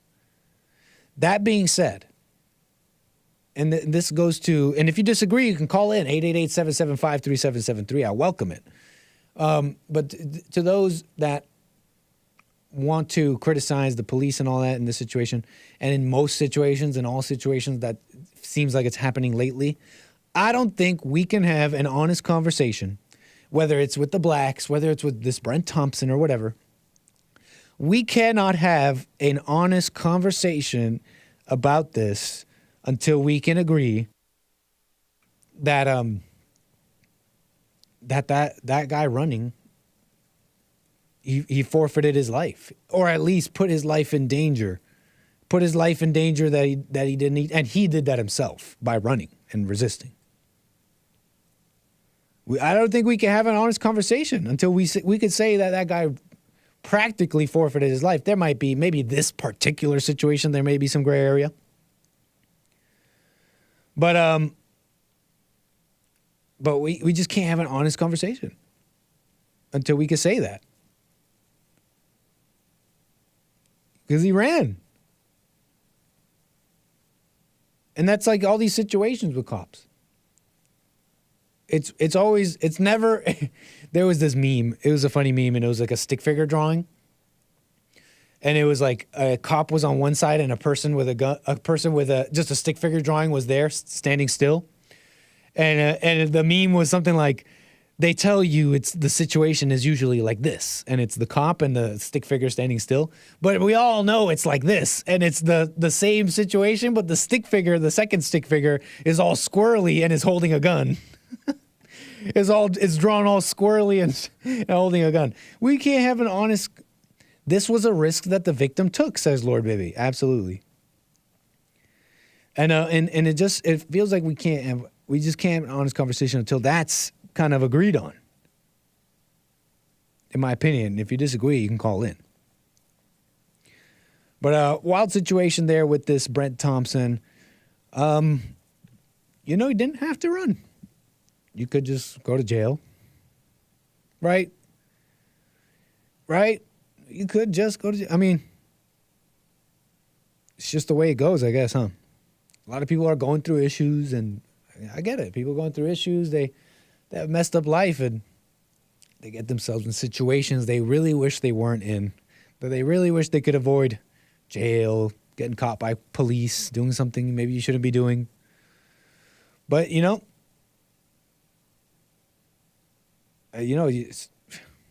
got to pick your battles here. And it's a shame, too, the one time the tasers, it seems like in these videos, I watch a lot of these body cam footage videos. Doesn't make me an expert, by the way. It doesn't make me an expert in that I know all this stuff. That being said, it feels like the taser never works at the intended moment. And when it does, it's a little too effective. This guy literally could not move out of the way of an oncoming truck. Yeah, crazy. Get off the potholes, says Eric. Too soon, man. Too soon. You can't make jokes just yet. But on this topic, okay? On this topic about crime and stuff, let me see if I can pull up something I wanted to say about it. Yeah, it seems like it's just all too often that people go with the police.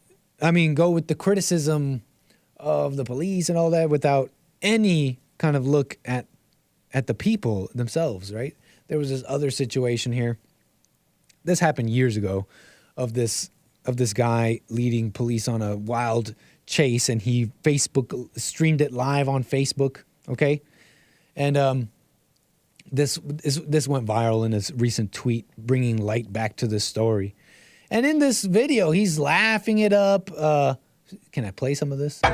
He's probably swearing and playing copyright music. Let me play the clip anyways, apparently. This guy, you may have seen him. He's smiling, going wilding in the car. He runs off, according to the story. According to the story, too, if you look into it, the guy shoots at the cops and cops shoot back. It's how it goes. It's how it goes when you shoot at cops. But the comments on this video is what's incredible. Here's one comment where someone is giving context to the story on how this man died. And in the comments, it says,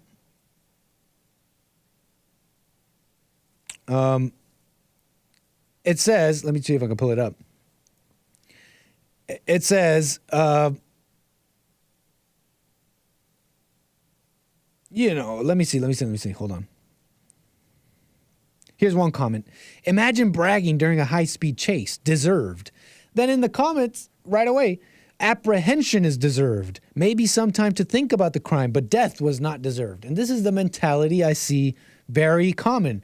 He went crazy and he's wilding and he's killing people and he's shooting, or maybe he shot at people or he crashed his car or maybe he did that, but he didn't deserve to die though. Okay? He didn't deserve to get killed at the hands of cops though. And we cannot have an honest conversation about this until we can agree that that mentality is messed up. Yeah, you forfeit your life in many situations quite easily. Like breaking into someone's home. You'll hear this a lot in news stories where someone breaks into someone's home and the homeowner just so happens to be exercising their Second Amendment and they defend their home and property from an intruder and end up killing this person. And you'll see it in the comments. Yeah, but he didn't deserve to die. That's vigilantism. Should have waited for the cops, blah, blah, blah. Should have shot him in the legs. Should have shot in the air to scare him off. And honestly, we cannot have an honest conversation about any of this with that kind of mentality. You know? Press 1 if Nick should click on Large Marge. What are you talking about?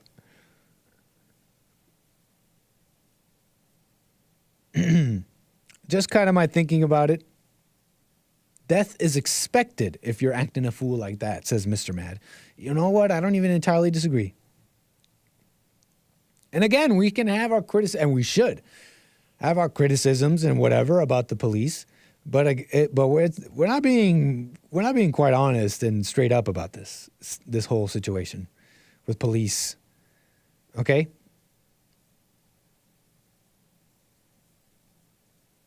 Don't run from the police. Something I heard Hake say, but I think whites understand that when you're getting arrested, that's not the time to, let's say you truly believe this is wrong. That's not the time to try and contend with that. There's a time and place for that in the courts or whatever. But as you're getting arrested by a police officer is not the time to fight that. That's not the time to do that.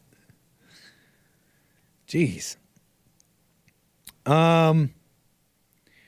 There's something on this whole topic of having an honest conversation about this.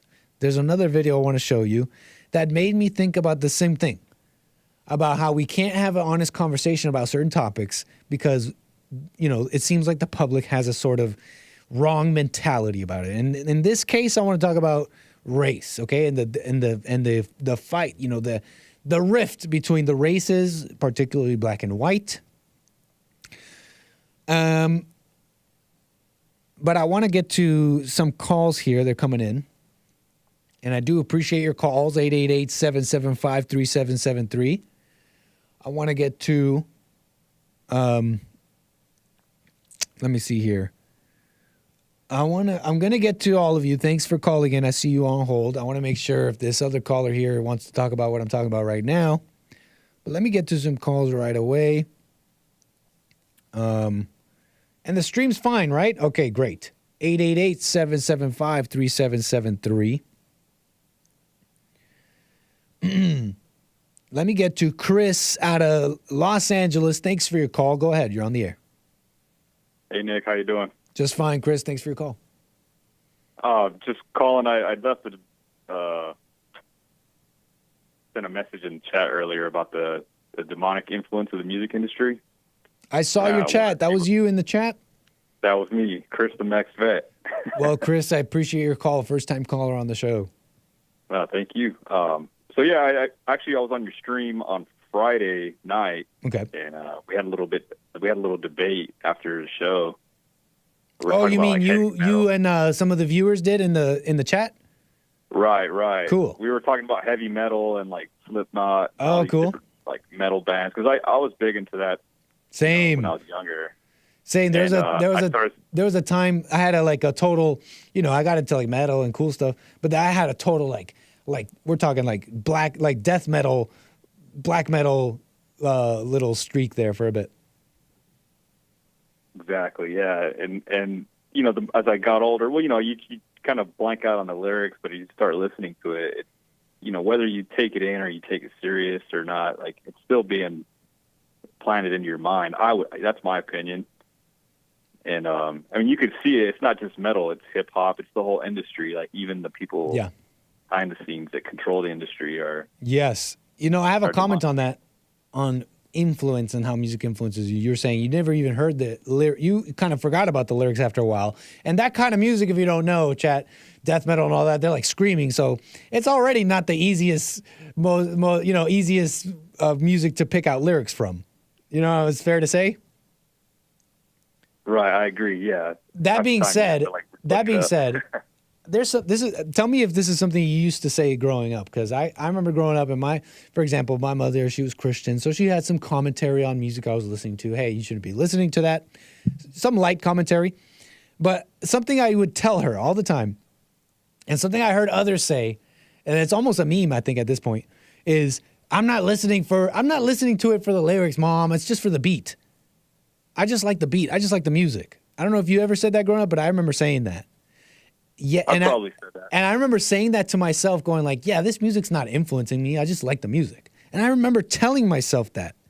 But looking back on my life now, I was literally doing all those things.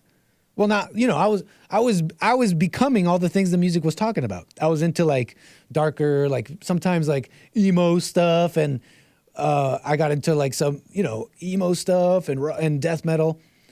I had adopted the spirit and vibe that music had. Despite telling myself I'm just into it for the beat. I'm just into it for the music. Obviously, I'm not influenced. Definitely, but there's definitely a spirit behind it. You know, it's not like, I know it says in the Bible that like Satan is the prince of the power of the air. Yeah. And I don't know, like maybe it's more folklore, but like, you know, he would use like the whole like the Pied Piper.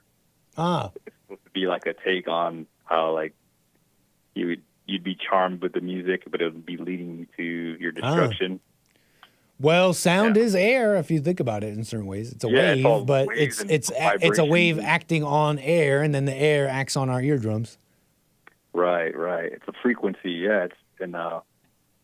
Anyway, I just, you know. Yeah, man. I mean, I think you look at like society as a whole, especially like, you know, here in the U.S., the influence on the culture, especially like hip hop, and you know, these kids just want to emulate and follow along, and it's the same old thing. Our grandparents, oh, you kids and your rock and roll, and you know, here I am saying the same thing, but there's so much truth to it.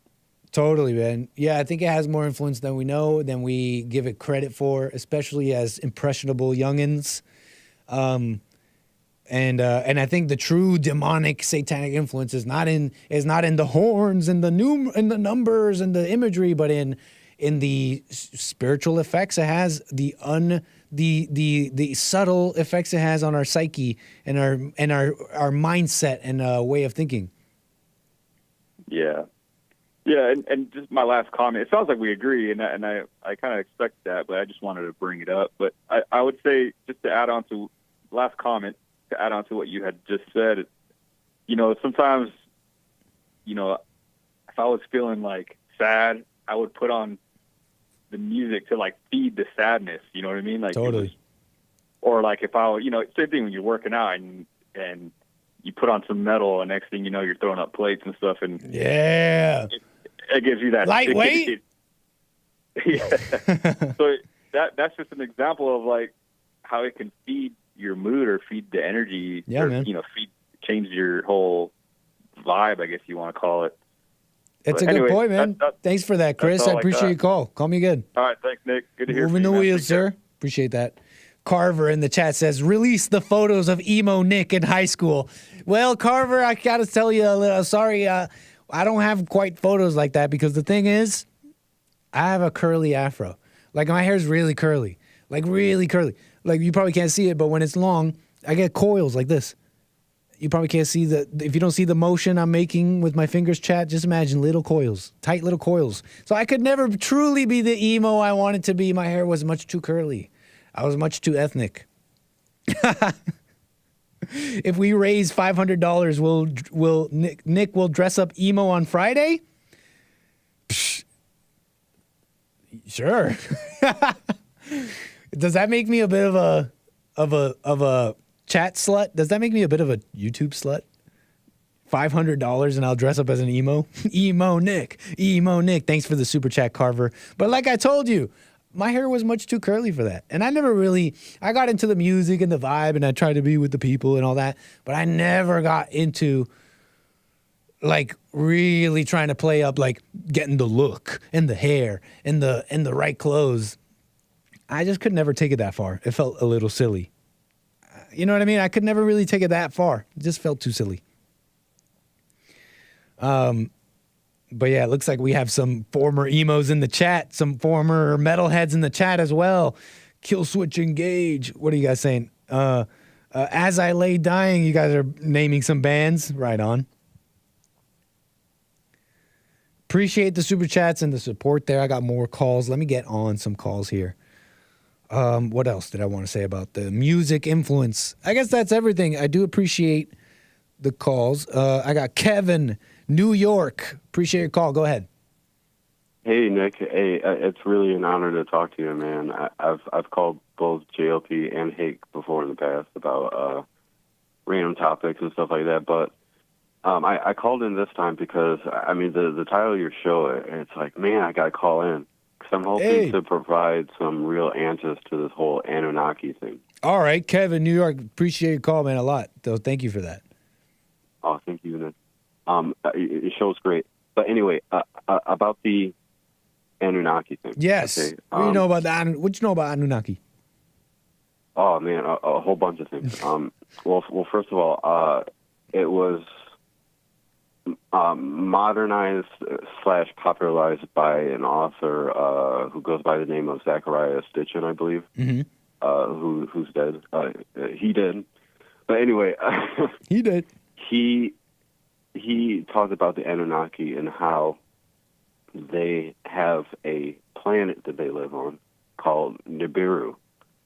That's actually in our solar system. It's considered to be a trans-Neptunian object, but not officially. Anyway. Oh, is this an actual like planet though? Because you're saying they consider it to be trans-Neptunial or something like that. And when you say they, do you mean like scientific people or the people who are into the Anunnaki? You know, that's a really good question because some of this information I'm going to tell you right now, it seems to have circulated on alternative media Fair enough. websites, and so inadvertently was labeled conspiracy theory. Fair enough. Not real science. But thanks for that. Go on. You were saying planet Nibiru, apparently where the Anunnaki are from. A planet apparently supposedly in our solar system. Go on. Yes, and that its orbit is so large that it takes approximately 3,600 years to complete one orbit. Okay. The Native Americans called Nibiru the blue and red Kachina, I believe. Before I continue, Nibiru was what the ancient Sumerians called it. That's right. I heard that on the JLP show today. That was a Sumerian thing. And the Sumerians were like the first civilization, or at least the oldest civilization we know of that had recorded, written down stuff. Oh, yeah, absolutely. Okay. The Egyptians called it the planet of the crossing.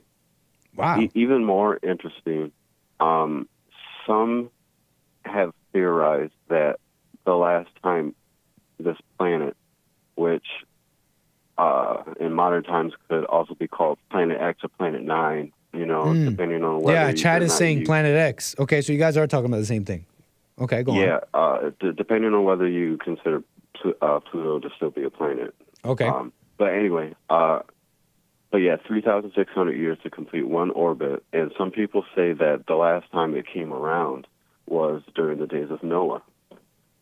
and that even though we understand that the flood happened according to God's time, and no one else's, of course, that this would be still the, I guess, scientific way to explain how the flood happened, because when this planet comes in, it knocks the Earth around off of its normal rotation. It's something so catastrophic which would send the oceans up over the continent. Gotcha. Like the way that, like, kind of like the way the moon's orbit around the Earth is supposed to explain the tides. If you had a way bigger planet making a similar pass over the Earth, around the Earth, its much heightened gravity could be causing Noah's flood, is what you're saying. Yeah. I'm following. Even more stuff, which I believe has been dismissed as pseudoscience, is that they first, the word is that they first theorized that a planet like this exists because when they were studying the orbits of outer planets such as Neptune and Uranus, that they realized that their orbits are strange in such a way that they must be influenced by a planet that is approximately the size of Jupiter, I think, which is causing, quote, perturbations in Uranus's and Neptune's orbit. And you're saying this takes how long to orbit, I guess, all the way around? 3,600 years. Okay, so we're due for another. Yes. If all this is even true, then it could be a reason why we're seeing such strange things that the global homo people are saying is climate change, but it's actually something like this. And I have other data that feeds this, saying that this may be the case because not only is the Earth being affected by this, but every planet in our solar system is going through some type of climate change, and that's been detected ever since 2011. I'm following you. Are you sure? Is this something you're all this you're talking about? Is this something you're positive about, or you've left, or you is this something you read and you're wondering about, or are you positive about it? That's a really tough question. I think I'm leaving it in my head as a possibility.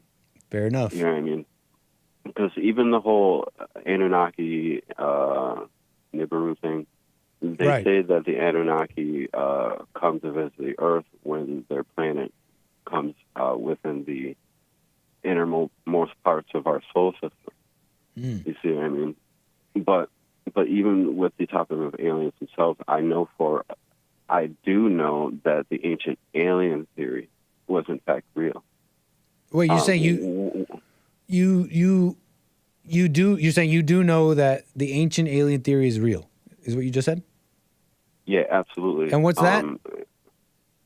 The ancient alien that thousands of years ago, mankind was visited and influenced by some type of extraterrestrial. I've heard of something like this. Or what they thought was aliens, anyway. Okay, well, what makes you think that? I have a friend who's really smart and says he doesn't usually go into this kind of stuff, but on this one, I think he kind of agrees with you. Well, yeah. There's a whole lot of things, but I'll tell you one of the hard-hitting ones. There is a legend about an alien race that goes by the name of 𝒔𝒊𝒂𝒎. And to be short about this, it's the gray aliens, what people think of gray aliens. You can picture in your mind the grays, 3 to 4 feet tall, big head, big bug eyes, all that. Mm-hmm. The gray aliens, there was an ancient legend of the 𝒔𝒊𝒂𝒎 that was created due to the gray aliens. And I think this originates somewhere around Australia, where there's an underground cavern system. But the legend goes like this, that the �𝒊𝒂𝒎, they were rain and cloud spirits that during the dream time would come and shape it, and influence the land. But then it ends by saying something like, when the �𝒊𝒂𝒎 would find the place that they would die, before they died, they would paint a a portrait of themselves on the cave walls and then crawl into a hole and die. These pictures that they drew are still there, and there are pictures of them. How do you spell Wandjina? Never ask a black man to spell. I have no idea. I'm sorry, but we're gonna have to do some. We'll have to do some sleuthing, chat. But thank you. Interesting. What was I gonna say? I was following you, but I forgot I was gonna ask you. Oh yeah. There's a whole lot to this. I also agree with the theory that these aliens are actually demonic in origin. Mm-hmm. You know what I mean? But You guys are ultimately, talking- just for my sake, because this is kind of what I'm interested in on my show, this is what I care about. Not to be such a stickler, I get it. People like talking about this stuff. I don't mind. You can call. But at your heart of hearts, in your bedrock of belief, do you leave this whole thing as an I don't know, or are you like, I'm pretty sure this is true? It depends. It depends on what it is. You really got to narrow it down, but because personally speaking, it sounds to that- me like you can't really know if there's angels or demons, if there's aliens, if not, if we had an advanced civilization. Look, we had pyramids. Obviously, we had advanced civilization. Like, we don't really know. Well, I don't know if anyone's ever told you this, Nick, but what people sometimes observe in different parts of the world as demonic possession, demonic attacks against certain individuals, I think they had some type of hand in leaving themselves vulnerable to those type of attacks. But you compare those situations with alien abduction scenarios, and in my opinion, they're one and the same thing. All right. Fair enough. In Kevin's opinion, Yeah. it's of interest. It's it's somewhat thought provoking. Yes. I like to leave things. I don't think it's a bad position to leave things, and you could talk about them and research and all that. But when you leave things as an I don't know, when you really don't, it kind of works as like a guiding force. It kind of has guardrails. It keeps you anchored. But I'm not saying you're not, Kevin. I appreciate it. This has been kind of interesting. I had a call. I did ask for information about this, so I appreciate it. Anunnaki. Yes. Do you have time for me to tell you some other things too? It has more to do with the Bible and why. How fast? Is it? Can you say it in one statement? The calls are just filling up here, and I really do want to get to them. Oh, it's just that. Quick statement. Yes, it's important to read the Apocrypha. The Apocrypha, especially the Book of Enoch, talks about the Nephilim, like you guys were talking about before. Are you able to tell me what exactly is the Apocrypha? The Apocrypha was books that was removed from the Bible by early church fathers, but it's now sort of considered to be part of the canon of the Catholic Church. But I don't even think their canon is complete. But fascinating. The book of and I feel the need to tell you this. It's just that the reason why I bring it up about the Nephilim and all that in the Book of Enoch is that it's important to point out the details that in the conversations directly between God and Enoch, God is telling Enoch where demons even came from. That when these Nephilim would die, their spirits would continue to go to war with one another, and that they would hunger and thirst. And but even though they take no food, would still cause bad things to happen to human beings and be known as evil spirit from that point onward. Sounds incredible, man. I mean, I might have to even check it out myself. But personally speaking here, don't you think we already got the truth? Jesus already told us the truth above all truths. Yes. So we're kind of fine, right, without the Apocrypha? I think there are answers in there, though. There's just detail. All right. It doesn't just tell us the things that we already know, but provides supplementary information, complementary information. Well, I appreciate your call, Kevin. I'm going to move the wheel, sir. Hey, thanks. It was great. Thank you, Have a man. good Call one, me y'all. again. God bless.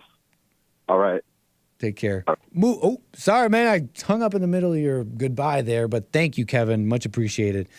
Hey, I grew up, they taught me the same thing in school. It's Uranus.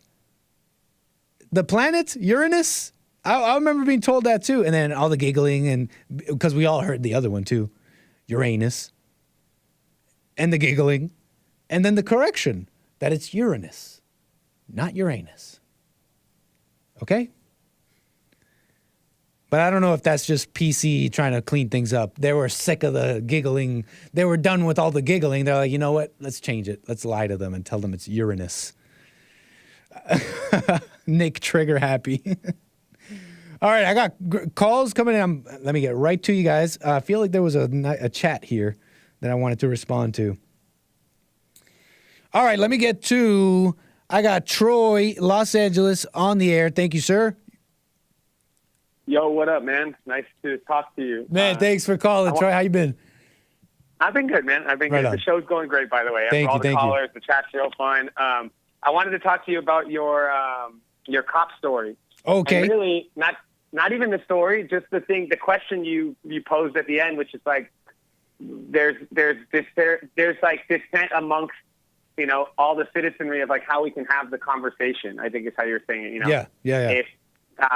But it got me thinking about something with regards to answering that. It's like, I think it's a valid point to raise of like, well, we can't have the question if people aren't going to understand that, like, you can't run from the police. Right. Because then you're forfeiting your life potentially. And then there's the other side of people who are like, the police are a militarized force for the state. And I see all of that. But I think a great answer to how we move forward on some of this stuff is to just look at, I was looking at what they did in El Salvador. Are you familiar with what they were doing in President El Salvador? Bukele? They basically rounded up like all of the criminals in like a 24-hour, 48-hour period. True. And they're doing mass trials now. Tens of thousands of people on trial at once. The criminals aren't really hiding who they are in El Salvador, but the reason I bring it up is it kind of illuminates, I think, that the issue that you're highlighting in the chat, right? Oh, well, maybe to be apprehended but not killed, you know, maybe to be shot in the leg but not shot in the chest. I think that the whole Thank you for thing, re-summarizing for the chat. Go on. Yeah, it's similar that it's a similar response to what they're doing in El Salvador. Everyone says it's so bad, but no one would defend crime, murder, drug dealing. And so I think the issue that maybe liberals, American liberals, would have with like the type of El Salvador thing, or which is an extension of the mentality of don't run from the cops, don't break the law. Mm-hmm. Cops aren't great, but don't break the law because they can, by your own admission, they could kill you. Mm-hmm. And but the whole thing in El Salvador is kind of like a straightforward way of looking at how like the best thing you could do for these problems is actually just ignore the entire liberal ideology surrounding crime.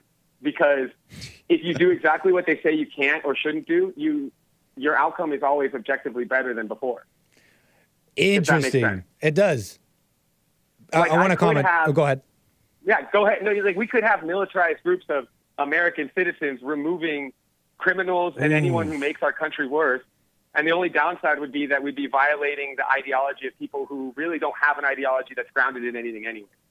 Interesting, thought-provoking. Let me say this too, because it's almost as if, like the whole Bukele situation in El Salvador, and it being a possibility here. It's only even in the conversation because of how bad liberals allowed it to get. Their mentality brought this all about. Now we're at a we can't have nice things situation. You know what I mean? Because these blacks are out of control. Soft times, hard times. We're at the we're in the crux of it's so over and we're so back, and we have to make a really hard decision. And the fact exactly, and that's why we even have to even consider this.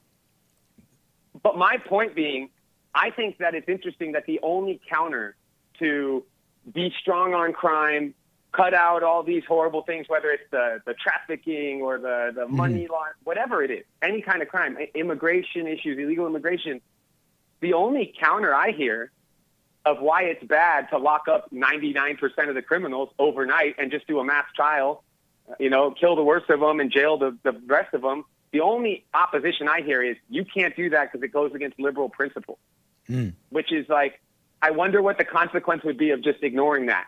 What, you have a bunch of upset liberals who are already upset anyways, no matter what happens? I really hope that if that were to happen, that you're correct. That's all we'd be doing. We would just be, pissing off liberals and their sensibilities and them caring about feelings.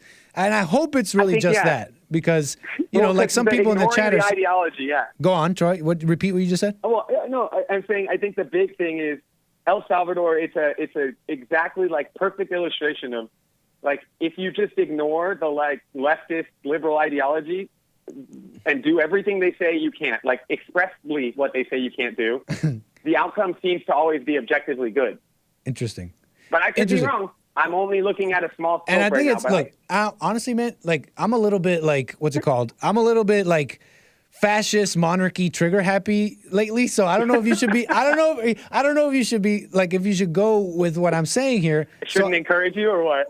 I don't know if you should encourage me, man. But because some people, because when people in the chat bring up certain things, like someone in the chat here just said, Cameron in the chat says, oh, on the mass trials thing, he says, thank God you're born in America. Basically saying, implying that that's just such just an egregious, I guess, I'm putting words in your mouth, Cameron, but that it's egregious, what's it called? Overstepping of rights. What do you think about that? Is there does that bother you at all? I would say to keep it specific to El Salvador, I would say, and I don't know the specifics, we're going off a comment, so Cameron, apologies, but that sounds like liberal hand-wringing of, well, what if you weren't in America and you got arrested with the criminals? You know how they were able to arrest the majority of criminals almost overnight in El Salvador? Mm-hmm. It's not a mystery who's committing crimes in El Salvador. They've got gang-affiliated tattoos right on their face. They're standing out on street corners enforcing violence. Here's the thing. If we were in America and we instituted that, I guess, let's say it was as hardline as El Salvador. My only suggestion to you would be, you're offered a lot of freedom and opportunity in America. If you need to break the law and commit crime on top of that opportunity, then you do deserve to be killed or put in jail. You deserve to have the system come down on you hard. Because the system offers you a lot of access. What do you think about that, Just don't Cameron? break the law. Thought-provoking, Troy. I appreciate that, man. But yeah, you go on to the next caller, man. Do your thing. No, you go ahead. You got something else before I move the wheels? No. That was really my main thought. I guess I don't see, that's my main point is, right, you could do exactly the opposite. Or you could do expressly what liberals and leftists say you cannot do. You could explicitly do those things. And in my thing I'm positing is like, you could explicitly go against what they say not to do, right? And it would only be a good outcome. Don't lock up all the criminals. Okay, let me lock up every criminal through the liberals. I'm going to lock up every criminal. I'm going to do trials quick and efficiently, and then we're going to clean up the streets. We're going to lock up every person who illegally crosses the border, and we're going to immediately send them back. That did work. True. Everyone was upset, but it did work. That's all. Yeah. Well, right on, Troy. Beast. Thanks for your call, man. Have a good, keep going, man. The show's great. Everyone's doing great. Keep it going, man. Appreciate that, man. Moving the wheels. Yeah, everything is fake. It makes a good point. I used to listen to emo music, but they were Christian bands, as in emo Christian music. I know, totally derailed what we were just talking about. We were talking about music. You guys remember all the Christian metal music that Extol? Who was it? Extol that Hake was playing? Yeah, there you go. But yeah, you know what? I look at Bukele and him going tough, super tough on crime to the point where it's maybe going outside of what's it called? You know, the rights that are given to the Salvadorians, and so, something happening similar here. You know, you have to contend with like the Constitution and something like that or whatever. I personally, you know, I personally don't. I'm not like stuck on what's it called? This way or that way of governing. But that being said, I recognize my immaturity, and I don't, you know, it's like the founding fathers and that kind of ancient. I'm calling it ancient, but I don't want to disrespect that. I'm acknowledging my immaturity on this topic because I don't want you to take me as, I know I have a microphone and I'm sitting here, but there's things I don't know, and I don't want to just disrespect what the founding fathers created. our rights and all that. But all that's been misinterpreted at this point now, and it's all messed up. But not totally, and I don't want to throw it away. So, interesting stuff. Personally, I'm a little bit fascism trigger happy, like, hey, time to come down on these people. But, maybe I shouldn't be president, right, y'all? I got Scott out of Arizona on the air. Appreciate your call. What up, Nick? How you doing today? I'm just fine, Scott. Hey, Scott, how you been? I remember you. I've been good, man. I've been good. Right Good to on. hear from you. Talk to you. Yes, always. I just wanted to bring a little bit of deeper knowledge to this, Anunnaki conversation. Okay. First of all, the Apocrypha is not books that were removed from the Bible. Okay. Because there was no Bible. You know what I mean? Like the Apocrypha, the most you could say is there were books that were left out of the Bible. Gotcha. Because that's fair. That's a fair. Yeah. I cut you off. I cut you off. Start again. Oh, Go the ahead. same. They sent out the Roman soldiers to go collect all the books from all the tribes, and then they compared them with each other, and what was corroborated by other books was put into the Bible. That's why you see the same stories in different books, right? And that which could not be corroborated, like the Book of Enoch, which had no other text referencing the same information from the tribes, was not put into the Bible. And the Book of Enoch is where a lot of people talk about the Anunnaki is what they're actually called. Oh, The really? Anunnaki is just, yeah. So Anunnaki. This is all propaganda that was put out in the 60s. Wow. And it coincides with global warming and the green movement of the 60s. And essentially, they called them the Anunnaki, and they said that they were essentially beings from a planet which adopted technology similar to us. And the way we use silver to make all our electronics, they used gold.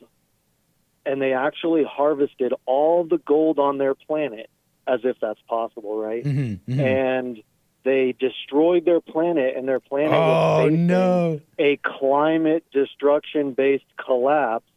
So in order to stop their planet from facing all these catastrophic, cataclysmic events, they found a nearby planet that they would go to every, during the cycle, like the previous caller was mentioning. And so they put a ship with beings to go to that planet, which was Earth. They then mixed their own blood with the blood of the most sentient animals on Earth to create a new life form, which is us. Wow. And our purpose was to mine the Earth for gold, and they took all the gold and took it back to their home planet. So that's the actual story of the Anunnaki, and they're represented in the Apocrypha by the story of Enki and Enlil.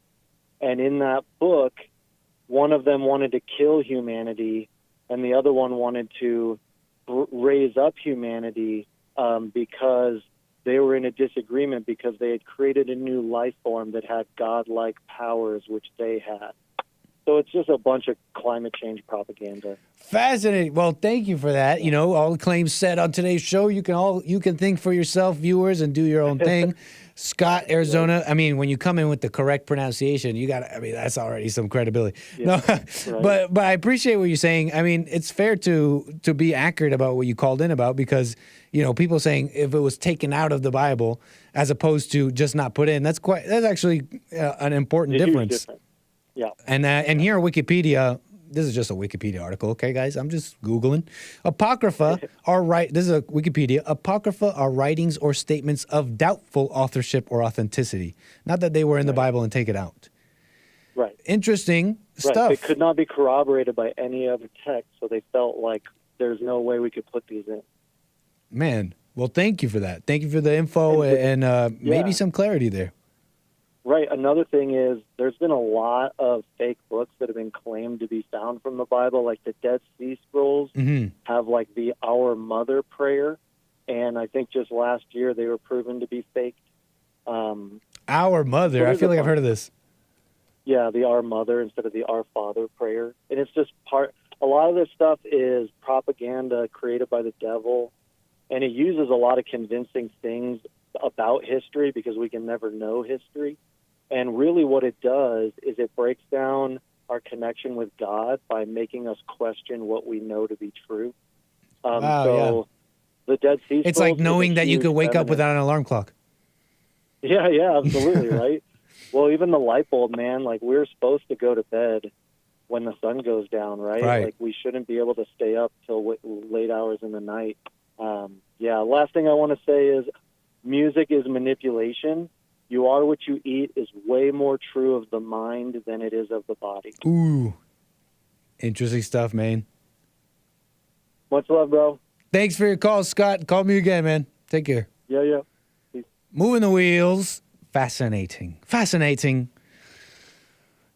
was I going to say about that? He said something about, talking about all this. You know what's the real conspiracy? And, Scott there kind of alluded to it. Now, I don't know about all the stuff he knew about. But if the Dead Sea Scrolls has an Our Mother prayer, and it's like, oh, look at what we found at the bottom of the sea, ancient hidden knowledge, and it just so happens it's an Our Mother prayer. When we know, hey, maybe some of you don't realize this yet, but many of you in the chat and I have woken up to the order of God, for example, and how it's been purposely flipped around by the devil to bring about chaos, okay? I'm kind of cliff notes, kind of giving you the cliff notes, but okay, you following me? The real conspiracy is this whole thing here. For example, let me give you a real conspiracy. The devil doesn't want you to be silent and still. I was just talking about Sean with this morning. I believe there was a caller on the JLP show, guest hosted with Hake and us, and he was talking to Hake. Very great conversation. You want to go podcast today's JLP show episode about talking to God and prayer and all that. And I had mentioned to Sean how I kind of do that sometimes. And like I'll out loud, just words come to me, something I'm on my mind or on my heart or whatever, and I like out loud say it to God where I think I'm talking to God. And I always do, every now and then I'll do this. I'll be driving or something, and as the words are coming out, I'm just like, I'll even say it sometimes. I'll be like, this is so silly, God. You know what I'm thinking. You know what I'm feeling. You know what I truly want. You know what I'm lying to you about. You know what I'm deceiving about. Like, what am I doing here? Who am I talking to? But where was it? And then it was Sean who expressed to me something he learned about the silent prayer. And I've heard, you guys know about the silent prayer, right? www.silentprayer.video. Something that I've experienced myself that Sean did. And he was sitting there being silent, being still, doing the prayer. And then he just thought about one thing, something he hadn't thought about in a long time or whatever. And and that brought him down a series of thoughts, and by the end of it, and it happened really fast, he explained, and by the end of it, he was completely elsewhere. He wasn't even praying anymore. Now that's a conspiracy. Think about that. You can't even be still in your mind. Now that's a conspiracy. You can't even be still sitting alone in your mind. No, the devil has to. Now, you may not believe me, but the voices in the devil is trying to keep you away from silence and stillness. Now that's a real conspiracy. You know what I'm saying? Well, y'all, that's the show. I mean, what else do we have here? I'm going to leave these stories for tomorrow. Let me see. You guys kept the party going on Rumble. I do appreciate it. Rumble.com/American Anchor Baby. My followers keep growing there. That's cool that you guys keeping it up. I believe I've read all the super chats here. Oh, wait, hold on. I read this already, but let me just say it again. Carver with the super chat. If we raise $500, Nick will dress up emo on Friday? ? Right, y'all. Much appreciated, you guys. You guys make the show with the calls and everything. See you guys tomorrow, 12 o'clock, for more American Anchor Baby. And we keep going. I believe maybe even Jesse will be back. Don't miss. Tuesdays are always busy. Joel Friday, Tuesday. Don't want to miss it. We got Hake Report. And I think it is the return of JLP. We shall see, right? Otherwise, y'all, what can I say? That's the show. Let me see. Let me just make Tripoli show. triply sure. That's everything, y'all. Much appreciate you guys. Rock. Catch you guys tomorrow for more American Anchor, baby. Take care. Peace.